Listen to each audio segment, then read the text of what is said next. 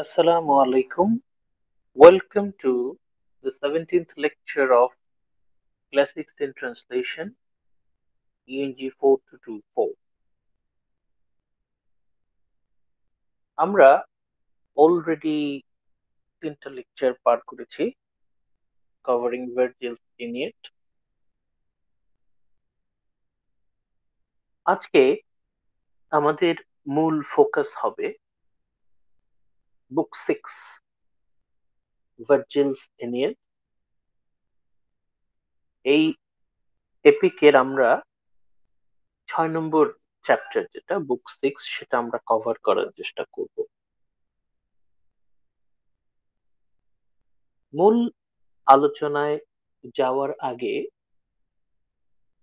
একটু আগের কথা বলে নেওয়া জরুরি। গত লেকচারে আমরা কভার করেছি বুক 4, শিরোনাম ছিল the tragic queen Dido, the tragedy of Dido. আমরা বোঝার চেষ্টা করেছি what are the reasons behind the tragedy of queen Dido.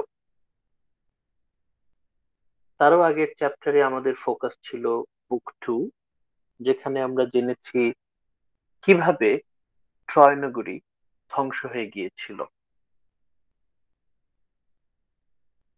তার আগের লেকচারে আমরা একটা ইন্ট্রোডাক্টরি আলোচনা শুরু করেছিলাম রিগার্ডিং ভার্জিলস এনিয়েট।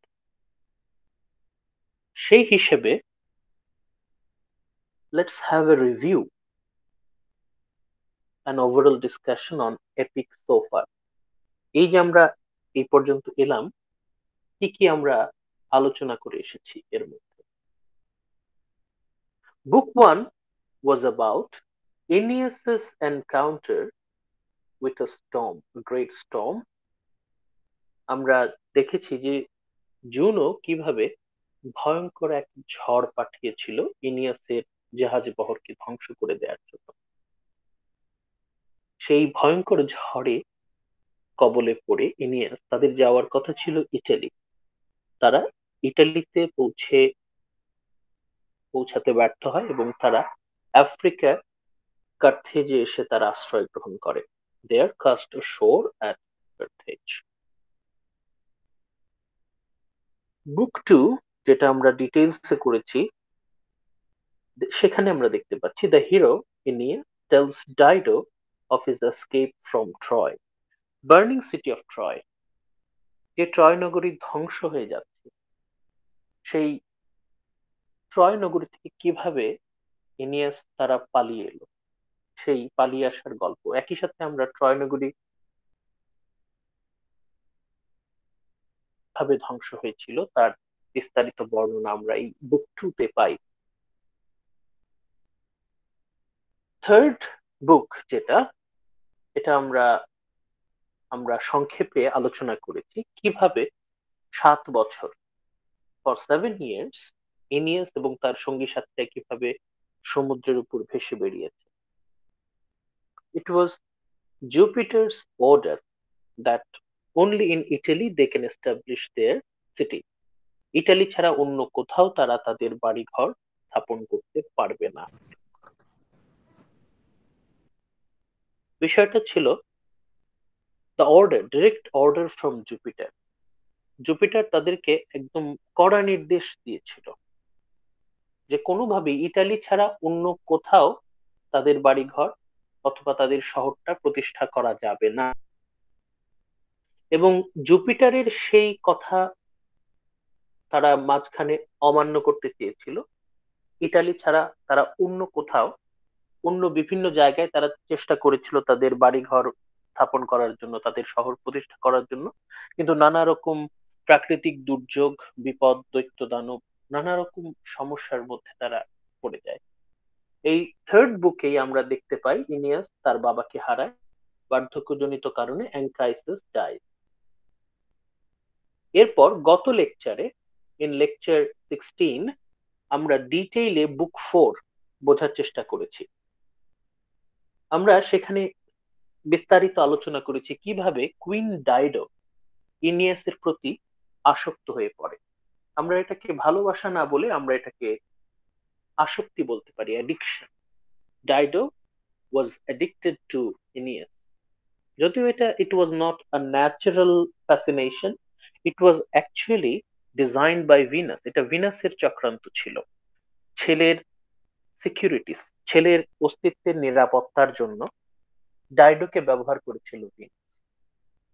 এবং ডাইডো ভিনাসের চক্রান্তেই হোক অথবা জুনোর পরিকল্পনাতেই হোক, ডাইডো এবং ইনিয়াসের সম্পর্কটা অনেক দূর গড়িয়ে যায়।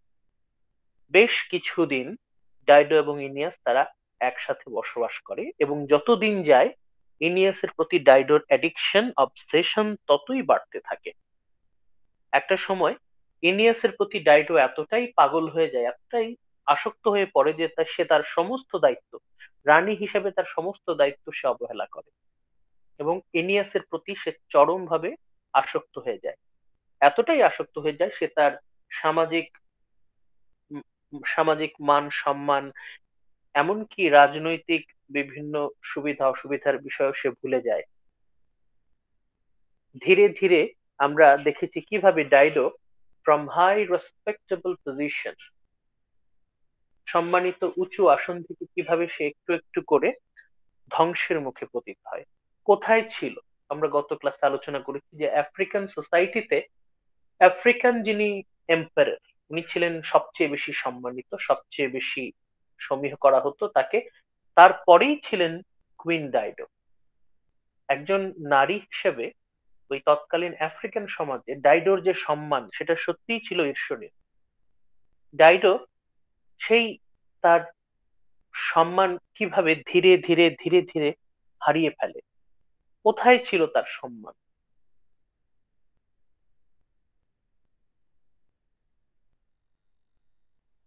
মানে যেটা আমরা এনিয়াস পোয়েটিক্স থেকে যেটা আমরা ট্র্যাজেডির সংজ্ঞা পেয়েছিলাম, কখন আমরা ট্র্যাজেডি বলি? যখন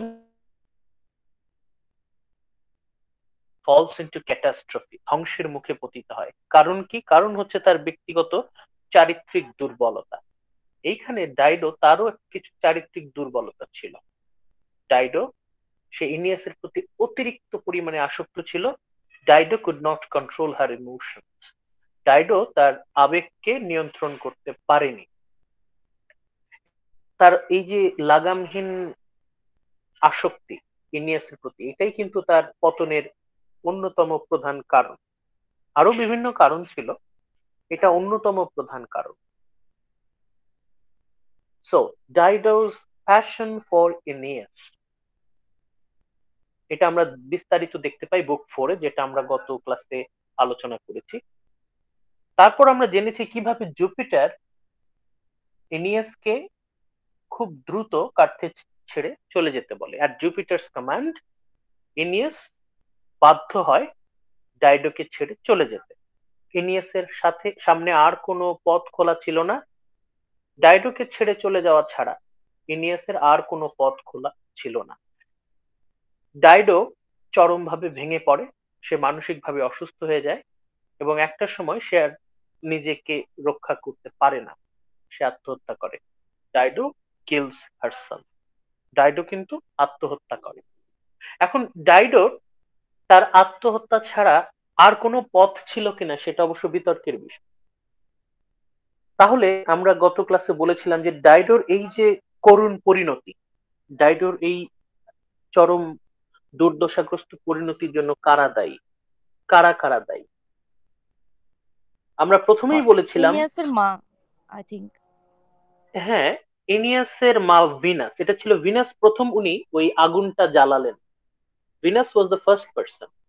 তারপর Juno failed to protect her protégé. এই যে জুনো তার এত পছন্দের একজন কুইন, তাকে প্রোটেক্ট করার জন্য যথেষ্ট ইনিশিয়েটিভ আমরা জুনোর মধ্যে পাই না। জুনোর সবচেয়ে প্রিয় শহর কার্থেজ, সেই কার্থেজের কুইন ডাইডো, সেই ডাইডোকে প্রোটেক্ট করার মতো যথেষ্ট ইনিশিয়েটিভ আমরা জুনোর মধ্যে পাই না। জুনো সে প্ল্যান করে যে কিভাবে এনিয়াসকে আটকে ফেলা যায় কার্থেজে। এই জন্য তাদেরকে প্রাকৃতিক নিয়মে তাদের বিয়ে দেওয়ার পরিকল্পনা করে, কিন্তু that was not socially acceptable. এবং পরবর্তীতে দেখা যায় যে এই জুনোর ইনিশিয়েটিভের কারণেই কিন্তু ডাইডো এবং ইনিয়াস তারা কাছাকাছি আসে। প্রথম স্টেপ থেকেই যদি আমরা আসি যে ইনিয়াস যদি ইনিয়াস যদি কার্থেজে না আসতো তাহলে তো ডাইডোর সাথে তার দেখা হতো না, তাই তো? কার্থেজে আসার পেছনে দায়ী কে? জুনো নিজেই। জুনো নিজেই দায়ী ডাইডো এবং ইনিয়াসের সাক্ষাৎ হওয়ার পেছনে। এরপর কে দায়ী? এরপর দায়ী হচ্ছে ভিনাস। ভিনাস দুজনের মধ্যে একটা রসায়ন, একটা কেমিস্ট্রি তৈরি করার জন্য কিউপিডকে ব্যবহার করলো। যদিও ইনিয়াসের দিক থেকে কোনো আসক্তি ছিল না, কোনো আকর্ষণ ছিল না, কিন্তু কিউপিডের মাধ্যমে ডাইডোর মনে ইনিয়াসের জন্য ভালোবাসার আগুন জ্বালিয়ে দেওয়া হলো। তাহলে এখানে দায়ী কে? ভিনাস। এরপর জুনো তো আটকা পড়ে গেল। জুনো দেখতে পাচ্ছে যে ডাইডোকে বাঁচানোর পথ এখন একটাই, ডাইডোর সাথে ইনিয়াসের বিয়ে দিয়ে দেওয়া। কিন্তু এটা সুদূর প্রসারী চিন্তা ভাবনার এখানে অভাব আছে, এখানে যথেষ্ট ভুল আছে। পরবর্তীতে আমরা এটা আরো ভালো করে দেখতে পাই। ডাইডো ঠিকই ইনিয়াসের প্রতি আসক্ত, কিন্তু ডাইডোর প্রতি ইনিয়াসের তেমন কোনো সিনসিয়ারিটি আমরা লক্ষ্য করি না। জুপিটার যখন ইনিয়াসকে নির্দেশ দিল যে এক্ষুনি কার্থেজ ছেড়ে চলে যেতে হবে, সরাসরি নির্দেশ, এখন জুপিটারের নির্দেশ অমান্য করার মতো সাহস এবং সামর্থ্য কোনোটাই ইনিয়াসের ছিল না। ইনিয়াস কার্থেজ ছেড়ে চলে যায়, কিন্তু ডাইডোকে রক্ষা করার মতো বিন্দুমাত্র কোনো ইনিশিয়েটিভ আমরা ইনিয়াসের মধ্যে দেখতে পাচ্ছি না। যে মানুষটা ইনিয়াসকে এতদিন এতদিন তাকে প্রোটেকশন দিল, যে মানুষটা তাকে এতদিন আগলে রাখলো, তার কথা সে কতটুকু ভেবেছে? ডাইডো তাকে ছাড়া কিভাবে থাকবে এটা কি সে একটুও ভেবেছে? যদি ডাইডোর প্রতি সেলফিশ। তার সত্যি আমরা সত্যি, কি এনিয়াসকে সেলফিশ টাইপের বলতে পারি? হ্যাঁ আমরা দেখি আস্তে আস্তে, আমরা আপাতত আইডিয়াতে রাখি যে হ্যাঁ তার মধ্যে কিছু সেলফিশনেস আছে। এই ডাইডোকে সে কি সাথে নিয়ে যেতে পারতো কিনা ওইটা আরেকটা প্রশ্ন, এবং ডাইডো যেত কিনা তাও একটা প্রশ্ন। এনিয়াস অবশ্যই দায়ী। এরপর ডেস্টিনি। এনিয়াসের নিয়তি ছিল ইটালিতে। এনিয়াস চাইলেও কার্থেজে বেশি দিন থাকতে পারতো না। তাহলে কি ইনিয়াসের উচিত ছিল ডাইডোর সাথে জড়িয়ে যাওয়া? ইনিয়াসের কি উচিত ছিল না ডাইডোকে কোনোভাবে ফেরানো? এটা ঠিক যে ডাইডো ওয়াজ এ পন in the heavenly games between Venus versus Juno. Venus এবং জুনো তারা দাবা খেলছে, তাদের দাবা খেলার একটা অস্ত্র ছিল ডাইডো। ডাইডো ধরে নিলাম যে ডাইডো পুরোপুরি ব্রেন ওয়াশড, সে ভিনাসের জাদু বলে পা দিয়েছে এবং ইনিয়াসের প্রতি অ্যাডিক্টেড। ইনিয়াসের কি কোনো দায়িত্ব জ্ঞান কাজ করছিল না? যে ইনিয়াস যদি এখানে নাই থাকবে, কেন তাহলে ডাইডোর সাথে সে ইনভলভ হচ্ছে? কেন ইনিয়াস এতটা ইনভলভ হলো? তারপর জুপিটার তাকে বলল চলে যেতে, সে চলে গেল। এইদিকে কোন রকম সিচুয়েশন তৈরি না করেই সে হুট করে চলে গেল। এটা ঠিক যে তার পক্ষে ইনিয়াসের নির্দেশ অমান্য করা অসম্ভব ছিল, কিন্তু সে নিজের থেকে ডাইডোরকে সামলানোর মতো বা ডাইডোকে প্রোটেক্ট করার মতো কোনো কিছুই সে করেনি। তার মানে ডাইডোকে শুধু ইউজ করেছে সে। আর আলটিমেটলি আমরা ডাইডোর কপাল খারাপ বলতে পারি। Dido was very very unlucky, খুবই আনলাকি ছিল ডাইডো। এবং আলটিমেটলি এটাই অনেকে মূল পয়েন্ট বলে যে ডাইডো সাফার করেছে, তার কারণ হচ্ছে তার কপাল খারাপ ছিল। ডাইডো ওয়াজ এক্সট্রিমলি আনলাকি। কপাল খারাপ ছিল, তার হাজবেন্ড মারা গেছে, তারপর তার বয়ফ্রেন্ড তাকে ছেড়ে চলে গেছে। হ্যাঁ, এবং ভিনাস এই যে পরিস্থিতির শিকার, ডাইডো হচ্ছে পরিস্থিতির শিকার, ভিকটিম অফ সার্কামস্টেন্সেস, এটা অনেকেই বলে থাকে। বাট এই চারটা কারণ, এবং আরো ছোট ছোট কারণ আছে, যেমন তার বোন অ্যানা যথেষ্ট সচেতন ছিল না, এটাও একটা কারণ। এরকম আপনারা আরো চিন্তা করবেন যে আমরা আর কি কি কারণ আমরা নিয়ে আসতে পারি, আর কি কি কারণ আসলে আমরা বলতে পারি। যে this are the reasons behind Dido's catastrophe, Dido suicide করলো। এটা ছিল আমাদের গত ক্লাসের আলোচনা, দ্য ডিসকাশন অফ বুক 4। এরপর আমাদের একটা মাইনর চ্যাপ্টার আছে বুক 5। এই বুক 5 চ্যাপ্টারটা আমরা অতটা ইন ডেপথে যাব না, তবে এই বুক 5 সম্পর্কে কিছু তথ্য আপনাদেরকে দিয়ে রাখি। এই বুক 5 চ্যাপ্টারে আমরা ইনিয়াসের যে leadership quality, the leadership quality of Aeneas, ইনিয়াসের মধ্যে নেতৃত্বের গুণাবলী, সেটার প্রকাশ আমরা দেখতে পাই। As a leader, Aeneas was a comparatively good leader, তুলনামূলকভাবে ভালো একজন নেতা ছিলেন, এবং যখনই কোনো রকম ঝামেলা হয়েছে তাদের গ্রুপের মধ্যে, তখন উনি মোটামুটি মিটমাট করে দিতে পেরেছেন। বিভিন্ন সময় ওই দলের বিভিন্ন মানুষদের মধ্যে ঝগড়া হতো, ঝামেলা হতো, ইনিয়াস বেশ সাফল্যের সাথে, দক্ষতার সাথে সেই সমস্যাগুলো মিটিয়ে দিতে পারতো। দ্য নেগোসিয়েশন, দ্য ইনিয়াসের যথেষ্ট দক্ষতা ছিল। As a leader, Aeneas was an admirable leader. এই বুক 5-এই আমরা দেখতে পাবো যে বাবার সম্মানে, in memory of Anchises, Aeneas arranges funeral games. এখানে নানা রকম খেলার আয়োজন করা হয় বাবার সম্মানে, এবং এটা অনেকটাই যে আমরা ইলিয়াডে যেমন দেখেছিলাম পেট্রোক্লাসের সম্মানে ফিউনারাল গেমস এর আয়োজন করা হয়, অনেকটা সেই রকম আমরা এই অ্যাঙ্কাইসিসের সম্মানে ইনিয়াস যেমন ফিউনারাল গেমস এর আয়োজন করে। এটা পড়তে পড়তে আমরা হোমারের ইলিয়াডে ফিরে যাই। হোমারের ইলিয়াডে পেট্রোক্লাসের জন্য অ্যাকিলিস যেমন ফিউনারাল গেমস এর আয়োজন করে, অনেকটাই সেরকম আমরা অনেক এখানে মিল পাই। হোমারের ইলিয়াডের সাথে ভার্জিলের ইনিয়াডের আমরা এই জায়গায় বেশ মিল পাচ্ছি। আর আরেকটা শেষ গুরুত্বপূর্ণ তথ্য যেটা আমরা বুক 5 এর জন্য মনে রাখবো, সেটা হচ্ছে ইনিয়াসেস ড্রিম। ইনিয়াস স্বপ্নে দেখে ওর বাবা ওকে এসে বলছে যে ইটালিতে ঢুকবার আগে, before entering into Italy, you must visit underworld. Aeneas ইনেসকে অবশ্যই আন্ডারওয়ার্ল্ডে যেতে হবে। কেন যেতে হবে? এর মধ্যে মূল কারণ হচ্ছে ইনিয়াসের যে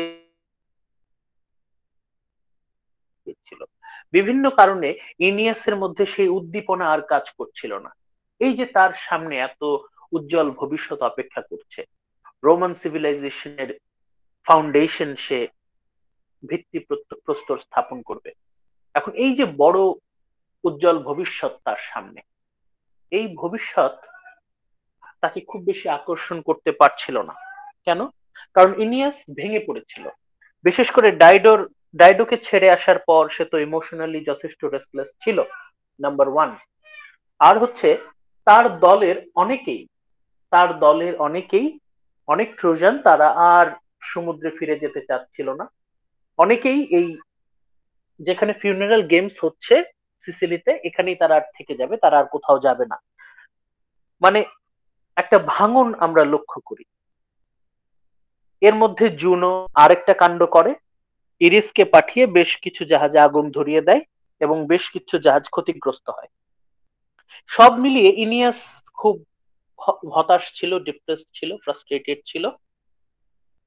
তার এই ডিপ্রেশন কাটিয়ে তার মধ্যে কনফিডেন্স ফিরিয়ে আনার জন্য ইনিয়াসের কিছু কনক্রিট প্রুফ দরকার ছিল। ইনিয়াসের সামনে কিছু প্রমাণ, অকাট্য প্রমাণ সামনে হাজির করা দরকার ছিল, যাতে ইনিয়াস অনেক বেশি কনফিডেন্স ফিরে পায়, যাতে তার ভবিষ্যতের জন্য সে যথেষ্ট মনোবল ফিরে পায়। এই মনোবল ফিরিয়ে দেওয়ার জন্যই অ্যাঙ্কাইসিসের আত্মা স্বপ্নে ইনিয়াসের কাছে এসে ধরা দেয় এবং ইনিয়াসকে বলে যে ইটালিতে যাওয়ার আগে ইউ মাস্ট ভিজিট আন্ডারওয়ার্ল্ড। এবং আজকের আমাদের ক্লাসের মূল উদ্দেশ্যই হচ্ছে সেই বুক 6 নিয়ে আলোচনা করা। আমরা গত ক্লাস যেভাবে আলোচনা করেছি সেভাবেই আমরা যাব। আমরা ওভারঅল লাইন ওয়াইজ সামারি থেকে প্রয়োজন অনুযায়ী এবং গুরুত্ব অনুযায়ী আমরা চলে যাব টেক্সটে।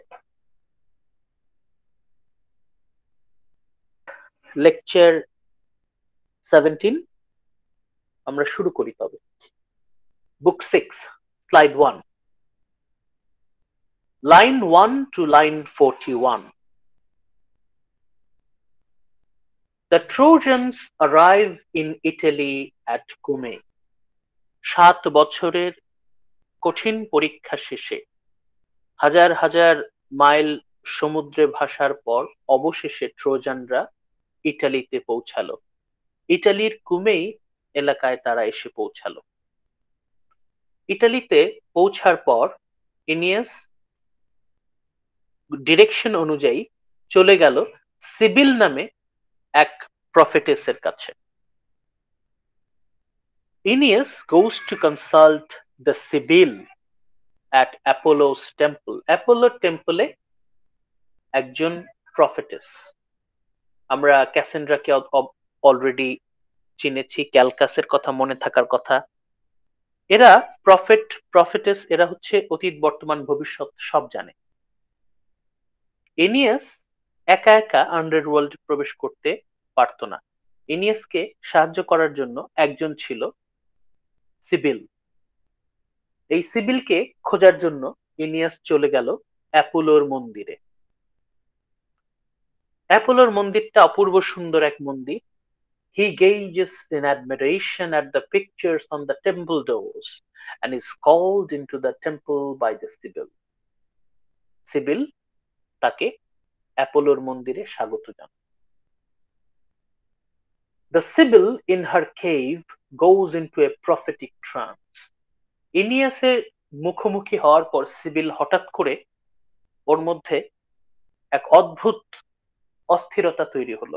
ক্যাসান্ড্রা যেমন যখনই ভবিষ্যতের কোনো দৃষ্টি অথবা অতীতের কোনো ভিশন ওর মনে এসে হাজির হয়, তখন সে যেমন ছটফট করতে থাকে, আর্তনাদ করতে থাকে, মনে হয় যে ওকে ভূতে ধরেছে, এরকম পাগলের মতো কাতরাতে থাকে। ঠিক একইভাবে ক্যাসান্ড্রা যেমন যন্ত্রণায় কাতরাত, একইভাবে সিবিলও সে যন্ত্রণায় কাতরাতে থাকে এবং ভবিষ্যতের প্রফেসি সে দিতে থাকে। and calls on Aeneas to make his prayer to Apollo. তখন ইনিয়াসকে বলে যে তুমি অ্যাপোলোর মন্দিরে এসেছো, এখন অ্যাপোলোর নামে প্রেয়ার করো, প্রার্থনা করো। ইনিয়াস সে খুবই ভালো ছেলে, খুবই লক্ষ্মী ছেলে, খুবই লক্ষ্মী, খুবই ভদ্র এবং ভেরি ভেরি রিলিজিয়াস। তাকে যা বলা হয় সে লক্ষ্মী ছেলের মতো তাই করে। লক্ষ্মী ছেলের মতো সে তাই করলো। He does so, asking to be allowed to enter into the kingdom granted him by fair, and promising a temple and a festival to the god and special shrine for the Sibyl. এনিয়াস তখন প্রার্থনা করলো অ্যাপোলোর কাছে, অনুমতি চাইলো যেন সে আন্ডারওয়ার্ল্ডে প্রবেশ করতে পারে। আন্ডারওয়ার্ল্ড বলতে দ্য ল্যান্ড অফ ডেড, পরকাল, যেখানে মৃতরা থাকে। অনুমতি প্রার্থনা করছে এবং যদি সে আন্ডারওয়ার্ল্ডে গিয়ে ফিরে আসতে পারে তাহলে সে কি প্রমিস করলো, যে অ্যাপোলোর নামে আরেকটা চমৎকার মন্দির সে প্রতিষ্ঠা করবে এবং সেখানে এই সিবিল প্রফেটেসের নামে একটি স্পেশাল শ্রাইন সেখানে স্থাপন করা হবে। The Sibyl gives her prophetic reply indicating the trials which still awaits with Aeneas, but urging him to continue on in spite of all.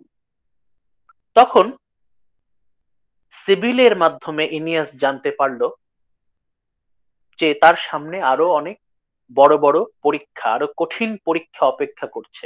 এতদিন তো তারা অনেক কষ্ট করেছে, ট্রোজানরা, এনিয়াস গত 7 বছরে অনেক কষ্ট করেছে। এখন সিবিল বলছে যে তোমার সামনে আরো ভয়ঙ্কর পরীক্ষা অপেক্ষা করছে। তারপর বলল যে yes, you have got the permission, Apollo তোমাকে পারমিশন দিয়েছে, তুমি আন্ডারওয়ার্ল্ডে প্রবেশ করতে পারবে। Aeneas in reply says that he is aware of the magnitude of his task. Aeneas তখন লক্ষ্মী ছেলের মতো স্বীকার করে নিচ্ছে যে তার সামনে যে ভবিষ্যৎ যেমন খুবই গুরুত্বপূর্ণ, সোনালী ভবিষ্যৎ, সেই সোনালী ভবিষ্যৎকে অর্জন করার জন্য সে সকল রকম ত্যাগ স্বীকার করতে রাজি। He asked to be allowed to visit his father in the underworld. তারপর সে আবার বলছে, আবারও সে অনুমতি চাচ্ছে to visit his father in the underworld. The Sibyl describes the formidable nature of the journey.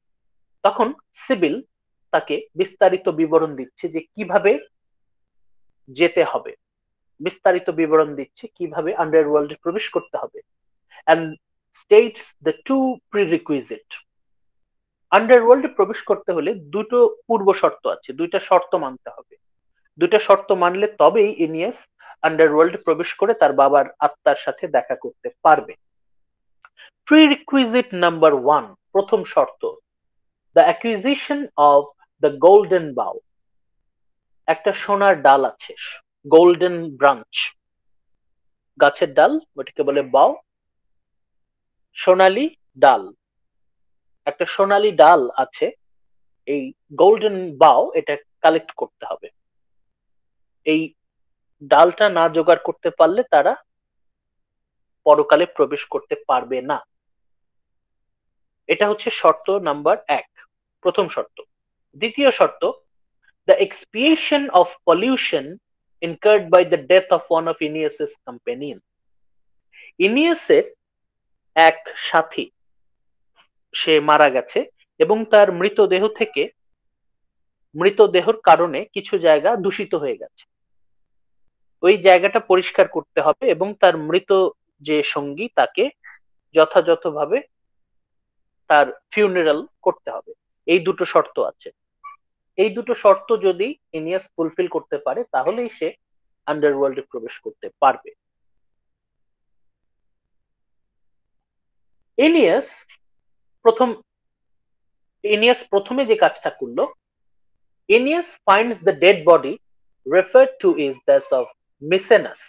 মিসেনাস নামে ওর এক সঙ্গী ছিল, killed when he foolishly challenges Triton to a contest on the trumpet. এই ট্রাইটন, এই মিসেনাস এক ট্রাইটনের হাতে মৃত্যুবরণ করেছিল।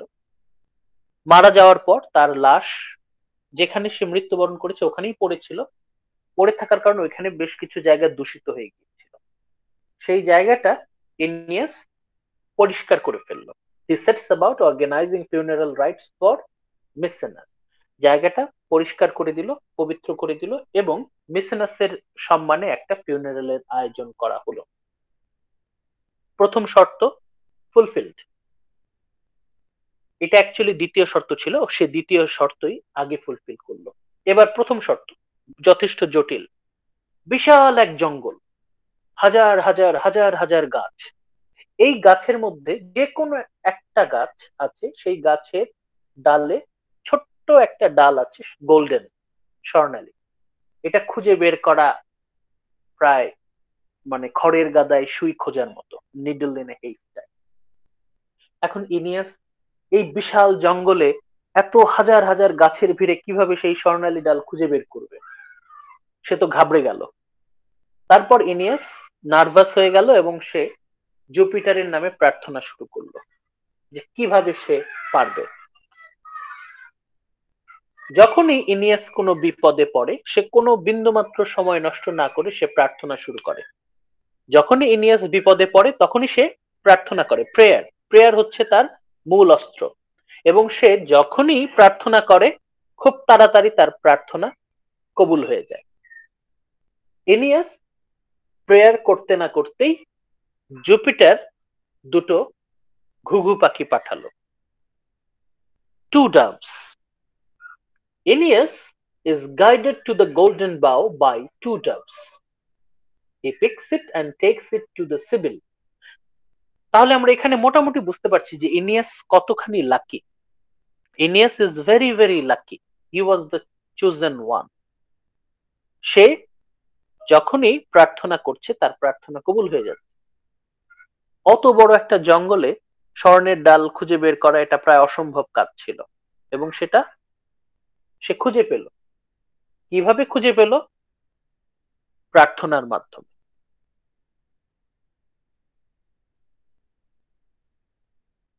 যদি আমরা ধার্মিক হই, যদি আমরা সব সময় ধর্মকর্ম মেনে চলি এবং নিয়মিত প্রার্থনা করি, তাহলে যত বড় বিপদই থাকুক না কেন আমরা সেই বিপদ থেকে মুক্তি পাবো, রক্ষা পাবো। এখানে ইনিয়াস আমাদেরকে ইনিয়াসের মাধ্যমে সেই শিক্ষাটা দিতে চাচ্ছেন যে ইনিয়াস সে যখনই বিপদে পড়ে তখনই প্রার্থনা করে এবং তার প্রার্থনা কবুল হয়ে যায়। আমাদেরও যখনই বিপদে পড়বো তখনই প্রার্থনা করব। যদি আমরা রিলিজিয়াস হই, ধার্মিক হই, it doesn't matter how great the danger is, আমরা ঠিকই রক্ষা পেয়ে যাব। এই যে শিক্ষাটা, ধর্মীয় শিক্ষা, এটা ভার্জিল আমাদেরকে দিতে চাচ্ছে। এনিয়াস সিবিলের কাছে সেই স্বর্ণের ডালটা নিয়ে আসলো, ফিউনারাল রাইট পারফর্ম হয়ে গেল, দুটো শর্ত ফুলফিল হয়ে গেল। এখন the preparatory sacrifices are made, অ্যাপোলোর নামে বেশ কিছু গবাদি পশু কোরবানি দেওয়া হলো। আপনারা এতদিনে বুঝে ফেলেছেন যে এটা তখনকার একটা পিকচার অফ লাইফ, জীবনের একটা ছবি। যখনই তারা কোনো কাজ করবে, নিয়ত করলো, তখন গডস এন্ড গডেসদের নামে কোরবানি দিতে হবে। গত গত লেকচারে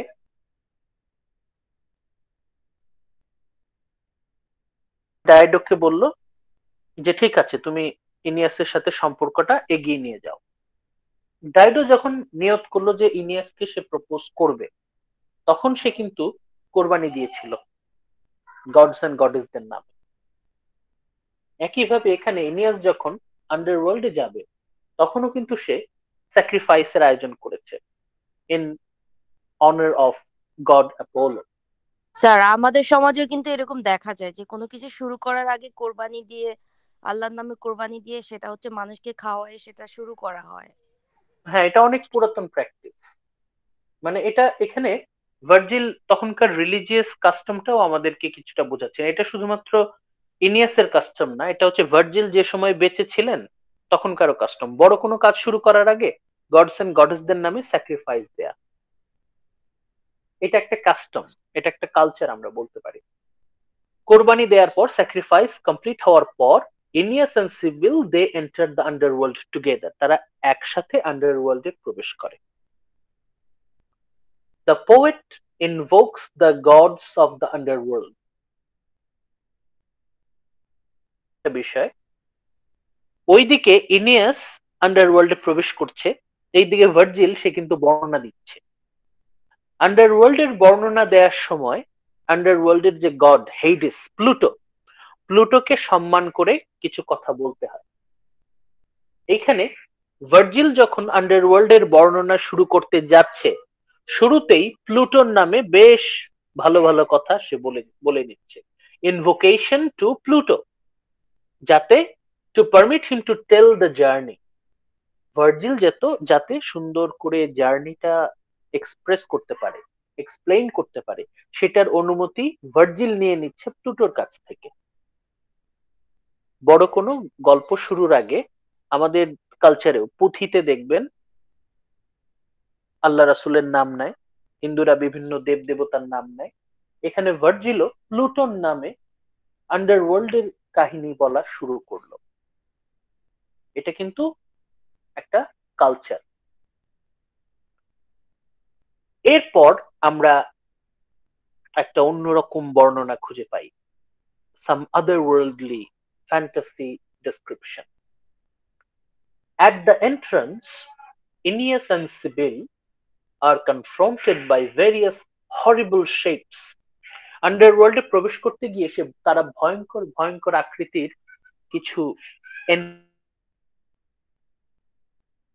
horrible shapes, ঢোকার মুখেই তারা দেখলো ভয়ঙ্কর দর্শন, সব কি যেন দেখা যায়, কি যেন নড়ছে, something, some supernatural entities, they are roaming various horrible sir shapes of। হ্যাঁ বলেন। এখানে কি আন্ডারওয়ার্ল্ড বলতে হেল বুঝেছে? কারণ আহ, এই টাইপের ফিগার গুলো দেখা যায় যে হলিউড মুভিগুলোতে বেশি দেখা যায়, লাইক শুধু যখন হেল হেলকে না, যখন রিপ্রেজেন্ট। শুধু হেল না, এটা হচ্ছে পুরো পরকালকেই বোঝাচ্ছে। এখানে হেভেন আছে, হেল আছে, নিউট্রাল গ্রাউন্ড আছে। আমরা এন্ট্রান্স, এটা অনেকগুলো পার্ট আপনারা দেখবেন। আন্ডারওয়ার্ল্ড বলতে সেটা হচ্ছে পরকাল, মৃত্যুর পর যেখানে প্রবেশ করে। At the entrance, Aeneas and Sibyl are confronted by various horrible shapes of personified forms. এখানে আমরা অনেকগুলো পার্সনিফাইড ফর্মস অফ সাফারিং দেখতে পাই। আমাদের জীবনের যে দুঃখ কষ্টগুলো, আমাদের জীবনের বিভিন্ন রকম দুঃখ কষ্ট যন্ত্রণাগুলো এখানে বিভিন্ন আকৃতি লাভ করেছে। কি কি আকৃতিগুলো আমরা একটু পরেই টেক্সটে যখন ঢুকবো তখন দেখতে পাবো। পার্সনিফাইড ফর্মস অফ সাফারিং, আমাদের বিভিন্ন দুঃখ কষ্ট যন্ত্রণাগুলো সেখানে বিভিন্ন আকৃতি নিয়ে চলাফেরা করছে।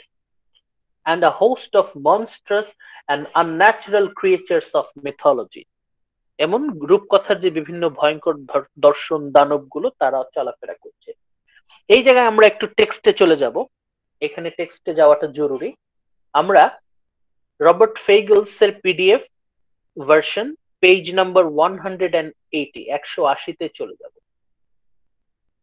180 180 180 পেজের সেকেন্ড প্যারাগ্রাফে এই পার্টটা আমরা একটু ডিটেইলসে দেখি। On they went, কারা কারা চলছে? সিবিল and Aeneas, দুইজন। On they went, those dim travelers under the lonely and the empty halls of death's ghostly realm. তারা কোথায় যাচ্ছে? তারা হেঁটে যাচ্ছে মাঝখান দিয়ে, through the empty halls of death's ghostly realm. তারা কোথায় প্রবেশ করছে? আন্ডারওয়ার্ল্ড। আন্ডারওয়ার্ল্ডকে কি বলে? মৃত্যুপুরী, মৃত্যুর পরবর্তী জগৎ। ডেথ উইথ ক্যাপিটাল ডি, মানে এখানে মৃত্যুকে পার্সনিফাই করা হয়েছে, মৃত্যুকেও একটা এন্টিটি দেয়া হয়েছে। ডেথ, ডেথ মৃত্যুর জগৎ, ডেথ's ghostly realm. Like those who walk through woods by a grudging moon's deceptive light, when Jove has plunged the sky in dark, and the black nights drain all color from the world. The black night drains all the color from the world. তারা যে পথ দিয়ে যাচ্ছে জায়গাটা অন্ধকার, আধো আলো আধো ছায়া অন্ধকার। আধো আলো আধো ছায়া অন্ধকার, যখন কোনো জায়গায় আপনারা প্রবেশ করবেন তখন সেখানকার কোনো রং আপনারা দেখতে পাবেন না, সবই মনে হবে সাদা কালো, কোনো রং চোখে পড়ছে না, মনে হয় সব রং চুষে নিয়েছে কালো রাত্রি, চারিদিকে অন্ধকার। There in the entryway, মৃত্যুপুরী আন্ডারওয়ার্ল্ডে ঢোকার মুখে, in the entryway, the gorge of hell itself, সেখানে কে বসে আছে? মৃত্যুপুরীর মুখে কে বসে আছে? Grief, capital G R I E F. Grief মানে কি? গ্রিফ মানে হচ্ছে দুঃখ। আমাদের সবার জীবনেই তো দুঃখ আছে। গ্রিফ, সেই গ্রিফ একটা আকৃতি নিয়ে বসে আছে, ভয়ঙ্কর এক আকৃতি নিয়ে গ্রিফ বসে আছে। মানে এখানে আমাদের জীবনের দুঃখটা সেটাকে পার্সনিফাই করেছে একটা সুপারন্যাচারাল এন্টিটি, এক ভয়ঙ্কর দৈত্য, সেই দৈত্যটা হচ্ছে গ্রিফ। গ্রিফ, গ্রিফের সাথে কে বসে আছে? গ্রিফ একা না, গ্রিফের সাথে আরেকজন বসে আছে। Grief and the pangs of conscience, CONSCIENC, conscience, pangs of conscience। pangs of conscience মানে কি? প্যাং মানে হচ্ছে দংশন, কনসিয়েন্স মানে হচ্ছে বিবেক, বিবেকের দংশন। বিবেকের দংশন এবং দুঃখ দুইজনই বসে আছে, একদিকে বসে আছে দুঃখ, আরেকদিকে বসে আছে প্যাংস অফ কনসিয়েন্স, বিবেকের দংশন। আমাদের জীবনের বিভিন্ন আবেগ অনুভূতি, বিশেষ করে খারাপ অনুভূতিগুলো সেখানে আকৃতি নিয়ে বসে আছে। প্যাংস of conscience make their bed, and fatal pale disease lives there. Disease with capital D, আমাদের যত রোগ আছে সব রোগগুলো একটা ভয়ঙ্কর আকৃতি নিয়ে বসে আছে। and the fatal pale disease lives there. Old age, capital O capital A, বার্ধক্য। old age এটাও একটা পার্সনিফাইড, এটাও একটা দানবের মতো। আরেকটা দানবের নাম ওল্ড এজ, বার্ধক্য। তাহলে অলরেডি আমরা 4জন দানবের সাথে দেখা পেয়েছি। গ্রেভ একজন, pangs of conscience, disease, old age. তারপরে কারা আসবে? ড্রেড উইথ ক্যাপিটাল ডি, ভয়। ড্রেড মানে কি? ভয়। আমরা যে ভয় পাই সেই ভয়েরই একটা personified monster, dread with capital D, dread. ড্রেডের সাথে কে আছে? হাঙ্গার, ক্ষুধা। আমাদের যে ক্ষুধা, সেই ক্ষুধাও একটা দানবের মূর্তি নিয়ে ওখানে বসে আছে, হাঙ্গার। সেডাক্ট্রাস টু ক্রাইম, এই হাঙ্গারকে বলা হচ্ছে সেডাক্ট্রাস টু ক্রাইম। এই ক্ষুধার কারণেই পৃথিবীতে যত অন্যায়, যত অপরাধ। তার পাশেই বসে আছে grinding poverty, poverty with capital P, দারিদ্র। এখানে দারিদ্র সে নিজে আরেকটা দানব, poverty. All terrible shapes to see. তাহলে কি কি দানবের সাথে আমাদের দেখা হলো? Grief, pangs of conscience, disease, old age, dread, hunger, poverty. এরা সবাই এক একটা monster. All terrible shapes to see, and the death and deadly struggle. তারপর আরো দুটো মনস্টার, ডেথ, মৃত্যু, এটাও একটা দানব। and deadly struggle with capital S, struggle। এই যে আমাদের জীবনে আমরা সংগ্রাম করি, যুদ্ধ করি, এটাও একটা মনস্টার, স্ট্রাগল। অ্যান্ড স্লিপ, আমরা যে ঘুমিয়ে যাই, স্লিপ উইথ ক্যাপিটাল এস, এই ঘুমটাও সেখানে একটা দানব, স্লিপ। এই স্লিপ কে? এই স্লিপ হচ্ছে টুইন ব্রাদার অফ ডেথ, মৃত্যুর যমজ ভাই, ঘুম। Sleep, twin brother of death, and twisted wicked joys with capital J.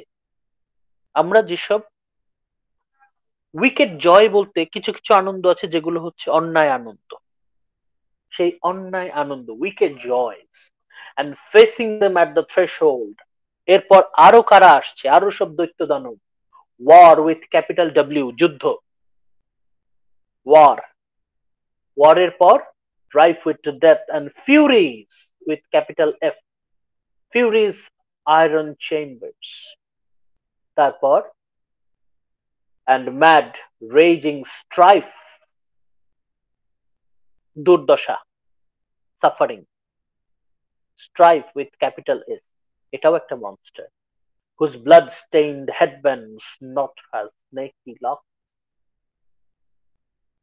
মানে এই প্যারাগ্রাফটা পুরোটাই আন্ডারওয়ার্ল্ডের ঢোকার মুখটা কত ভয়ঙ্কর, এবং আমাদের দৈনন্দিন জীবনের যে দুঃখ কষ্ট যন্ত্রণাগুলো, বিশেষ করে আমাদের ইউনিভার্সাল কিছু নেগেটিভ ইমোশনস আছে, সেই ইমোশন গুলো এখানে পার্সনিফাইড, এক একটা মনস্টার রূপে আবির্ভূত হচ্ছে। ওই যে আমরা বলেছিলাম না যে বেসিক হিউম্যান ইমোশন, ক্লাসিক, যখনই আমরা আলোচনা করতে যাব ক্লাসিক, তখন basic human emotion, universal emotion গুলো কিন্তু এখানে আসবে। এখানে আমরা যা যা দেখতে পাচ্ছি সবই কিন্তু বেশিরভাগই এখানে দেখবেন ইমোশন গুলো আছে, তবে স্লিপ, ডিজিজ এগুলো আলাদা। মানে এখানে বিষয়গুলো এখানে পার্সনিফাইড হয়ে আছে। সেটাই আমরা সামারিতে বলেছিলাম যে এই যে Aeneas and Sibyl, they are confronted by various horrible shapes of personified forms of suffering. এক একটা ভয়ঙ্কর দর্শন, দৈত্য আকৃতি, a host of monstrous and unnatural creatures of mythology. এরপর আমরা থার্ড স্লাইডে যাই। সেই ভয়ঙ্কর এলাকা পার হওয়ার পর তারা স্টিক্স নদীর পাড়ে এসে দাঁড়ালো। At the river Styx, Styx নদীর পাড়ে waits the ferryman Cheiron। Cheiron আপনাদের অনেকেরই পরিচিত থাকার কথা। বিভিন্ন হলিউডের মুভিগুলোতে এই কেরন আপনারা ওই কি বলে ক্ল্যাশ অফ দ্য টাইটানে দেখতে পাবেন। তারপর ওই গ্রিক রূপকথা নিয়ে যে বিভিন্ন সিনেমাগুলো, সেগুলোতে ইভেন তো কি বলে পাইরেটস অফ দ্য ক্যারিবিয়ানের একটা পর্বেও মনে হয় ক্যারেনকে দেখিয়েছিল। এই কেরনের কাজ হচ্ছে যারা ডেড তাদেরকে নদী পার করা। এই নদী পার করতে হলে ওই মুদ্রা দিতে হয়, পয়সা দিতে হয়। ওদের পুড়িয়ে দেয়, আগুনে পোড়ায়, তখন তাদের চোখে দুটো কয়েন রাখা হয়। এই কয়েন দিলে কেরন সে স্টিক্স নদী পার করে দেয়। যদি কারো হাতে সেই কয়েন না থাকে, কয়েন কখন না থাকে, যখন ব্যারিয়ালটা প্রপার না হয়, যখন শর্টকাটটা ঠিক মতো হয়। এখানে এনিয়াস সে তো জীবিত, সিবিল সেও জীবিত, তারা কিভাবে তাহলে স্টিক্স নদী পার হবে? At the river Styx waits the ferryman Charon, a figure of horrid squalor, ভয়ঙ্কর দেখতে। The shades flock to the river, and the Charon ferries across those who have been buried. যাদেরকে প্রপারলি ব্যারি করা হয়েছে, নিয়ম পদ্ধতি অনুসরণ করে ঠিকমতো পোড়ানো হয়েছে, তারপর তাদেরকে ঠিকমতো পাত্রের ভিতরে তাদের ছাই ঢুকিয়ে তাদেরকে মাটিতে পুঁতে রাখা হয়েছে, তাদেরকেই ঠিকমতো পার হতে দিচ্ছে। Leaving the others to wait for 100 years. অনেকেই আছে শত শত বছর ওই স্টিক্স নদীর পাড়ে দাঁড়িয়ে আছে, তারা যেতে পারছে না। সেই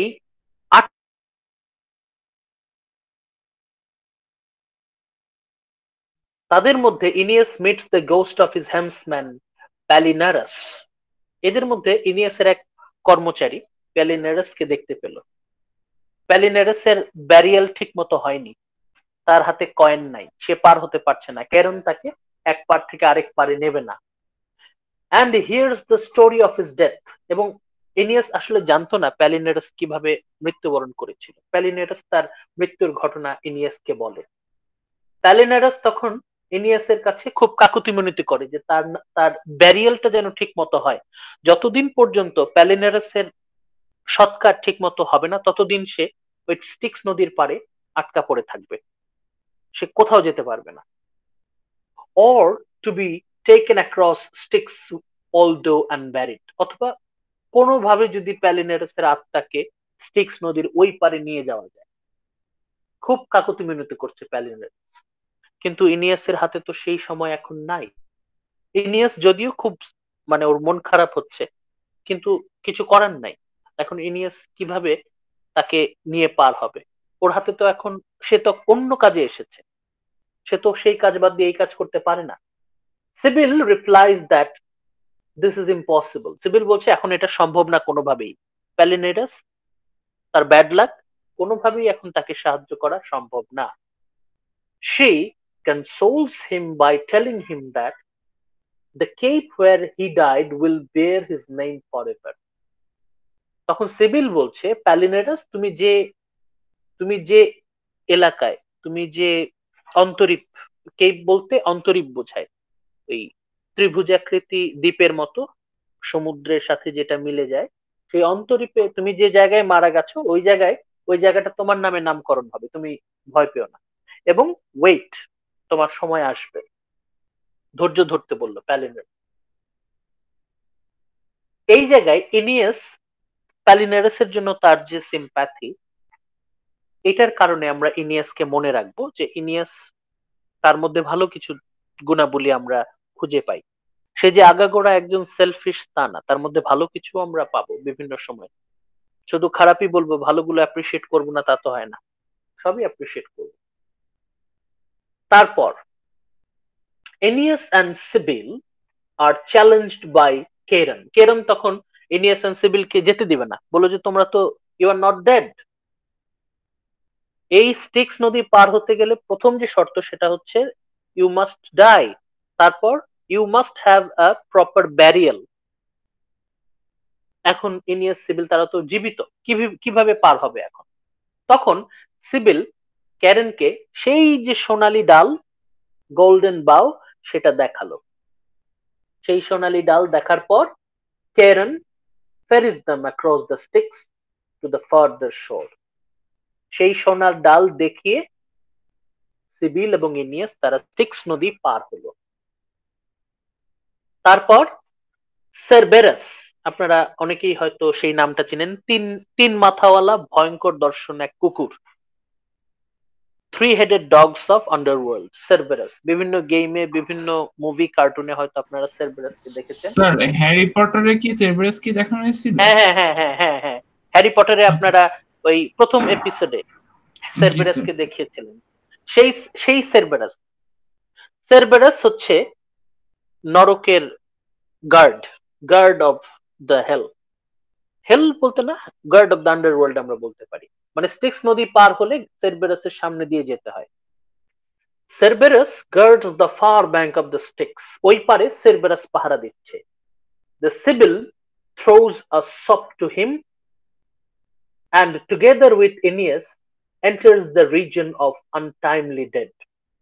সিবিল তখন সেই সেরবেরাসকে অন্যদিকে তাড়িয়ে দেয়, and together তারা দুজন একসাথে তারা কোথায় প্রবেশ করছে? Very important, the reason of untimely dead, যারা অকাল মৃত্যুবরণ করেছে তাদের এলাকায় প্রবেশ করছে।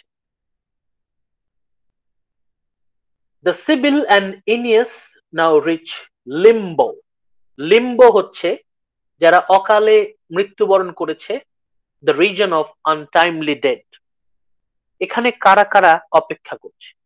Here are the souls of infants, যারা শিশু, একদম শৈশবে ইনফ্যান্ট অবস্থায় যারা মৃত্যুবরণ করেছে, অকাল মৃত্যু হয়েছে, তারা এখানে অপেক্ষা করছে। The souls of infants. তারপর দ্য আনজাস্টলি কন্ডেমড, যারা অন্যায়ভাবে শাস্তি পেয়েছে, ভুল বিচারের শিকার। সুইসাইডস, যারা আত্মহত্যা করেছে, তারা এখানে আটকা পড়ে আছে। and those who died from unhappy love, এবং যারা প্রেমে ব্যর্থ হয়ে মৃত্যুবরণ করেছে।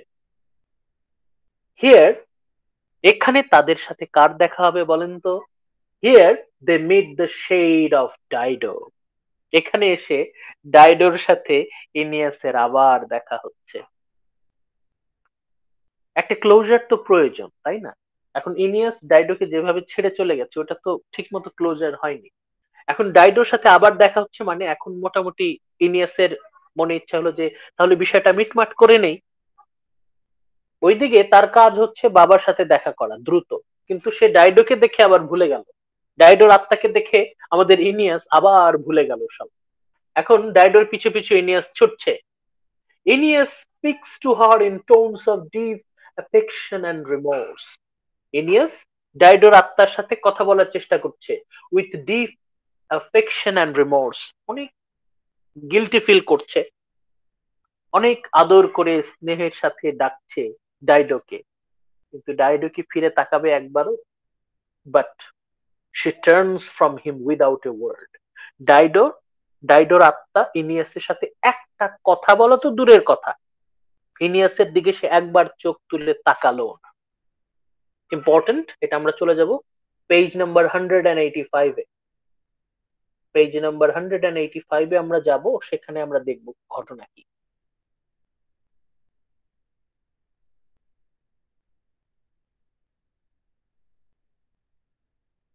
এই 185 এ সেকেন্ড প্যারাগ্রাফটা নিচের দিকে দেখবেন। and wandering there among them, সেই অকাল মৃত্যুবরণকারী অতৃপ্ত আত্মার মধ্যে wound still fresh, একজন ঘুরে বেড়াচ্ছে যার ক্ষতস্থান তখনও তাজা। Phoenician Dido drifted along the endless woods, সেই লিম্বোর জঙ্গলে ডাইডোর অতৃপ্ত আত্মা ঘুরে বেড়াচ্ছে, সেই অতৃপ্ত আত্মার গায়ে ক্ষতের দাগ তখনও তাজা। As the Trojan hero Aeneas paused beside her, ডাইডোকে দেখেই ইনিয়াস চিনতে পারলো, recognized her through the shadows, সেই ছায়ার ভেতর দিয়ে ডাইডোকে ফিগার, ঝাপসা রহস্যময় এক আকৃতি, as one when the month is young and may see or seem to see the new moon, নতুন চাঁদ যেমন হালকা ঝাপসা আকৃতি নিয়ে আকাশে ওঠে কুয়াশার মধ্যে, সেরকম ঝাপসা কুয়াশার মতো rising up through the banks of clouds, নতুন চাঁদ মেঘের কোল ঘেঁষে যখন ঝাপসা ঝাপসা উদিত হয়, ঠিক সেই রকম ডাইডো ঝাপসা রহস্যময়। দ্যাট মোমেন্ট ইনিয়াস ওয়েপ্ট, ডাইডোকে দেখার পর ইনিয়াস কেঁদে ফেলল। মানে ইনিয়াস বুঝতে পারলো যে ডাইডো সত্যি সত্যি আর বেঁচে নেই। ইনিয়াস ডাইডোরকে দেখে কেঁদে ফেলল। ইনিয়াস wept and approached the ghost, আস্তে আস্তে ডাইডোর আত্মার দিকে সে আগাচ্ছে, with tender words of love, এবং খুব স্নেহের সাথে নরম ভাষায় ডাকছে, tragic Dido. So was the story true that came my way? তাহলে কি ঘটনা সত্যি? প্রিয় ডাইডো, তুমি কি সত্যি সত্যি মরে গেছো? না, ডাইডো মরে নাই, এমনি এমনি তার আত্মা এখানে ঘুরতেছে। অদ্ভুত কথা। ডাইডো ওকে দেখে বলছে, তুমি কি সত্যি সত্যি মারা গেছো? I heard that you were dead, আমি শুনেছি তুমি আর নেই। You took the final measure with a sword, you committed suicide with the sword I gifted you. Oh dear God, was it I who caused your death? আমি কি তোমার মৃত্যুর জন্য দায়ী? ইনিয়াস কি ন্যাকা, বলছে আমি কি তোমার মৃত্যুর জন্য দায়ী? তাহলে কে দায়ী হবে? ডাইডোকে ইনিয়াস বলছে, was it me who was responsible for your death? I swear by the stars, by the powers on high, whatever faith on swears by here in the depth of earth. মানে সেখানে প্রতিজ্ঞা করছে সে, I left your shores my queen, এখানেও সে বলছে ডাইডোকে my queen. I left your shores my queen against my will, সে বলছে আমি ইচ্ছার বিরুদ্ধে তোমাকে ছেড়ে এসেছি, আমি ইচ্ছা করে তোমাকে ছেড়ে আসিনি, that was against my will. Yes, the will of gods that drives me through the shadows now. আমি সেই gods and goddesses, তাদের ইচ্ছাতেই আমি এখন আন্ডারওয়ার্ল্ডে এসেছি, আমি নিজের ইচ্ছায় তোমাকে ছেড়ে যাইনি। These moldering places so forlorn, this deep unfathomed night, decrees have forced me on, আমি বাধ্য হয়েছি তোমাকে ছেড়ে চলে যেতে। Nor did I ever dream my living could be brought you so much grief.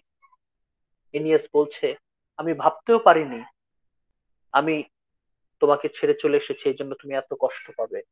Stay a moment. Dido যতই ইনিয়াস কাছে যাচ্ছে, ডাইডো দূরে সরে যাচ্ছে, যতই ইনিয়াস কাছে যেতে চাচ্ছে, ডাইডো দূরে সরে যাচ্ছে, বলছে স্টে এ মোমেন্ট, একটু দাঁড়াও, don't withdraw from my sight, running away from home. Aeneas এগিয়ে যাচ্ছে, ডাইডো চলে যাচ্ছে, দূরে সরে যাচ্ছে। আর from home, this is the last word the fate allows me to say to you, the last. মানে ডাইডোকে সে বারবার ডাকার চেষ্টা করছে, কিন্তু ডাইডো তার দিকে ফিরে তাকাবে না, ডাইডো একবারও ফিরে তাকাবে না। মানে এই যে প্রচন্ড ঘৃণা, ইনিয়াসের প্রতি ডাইডোর যে প্রচন্ড তীব্র ঘৃণা, সেটা মৃত্যুর পরেও আছে।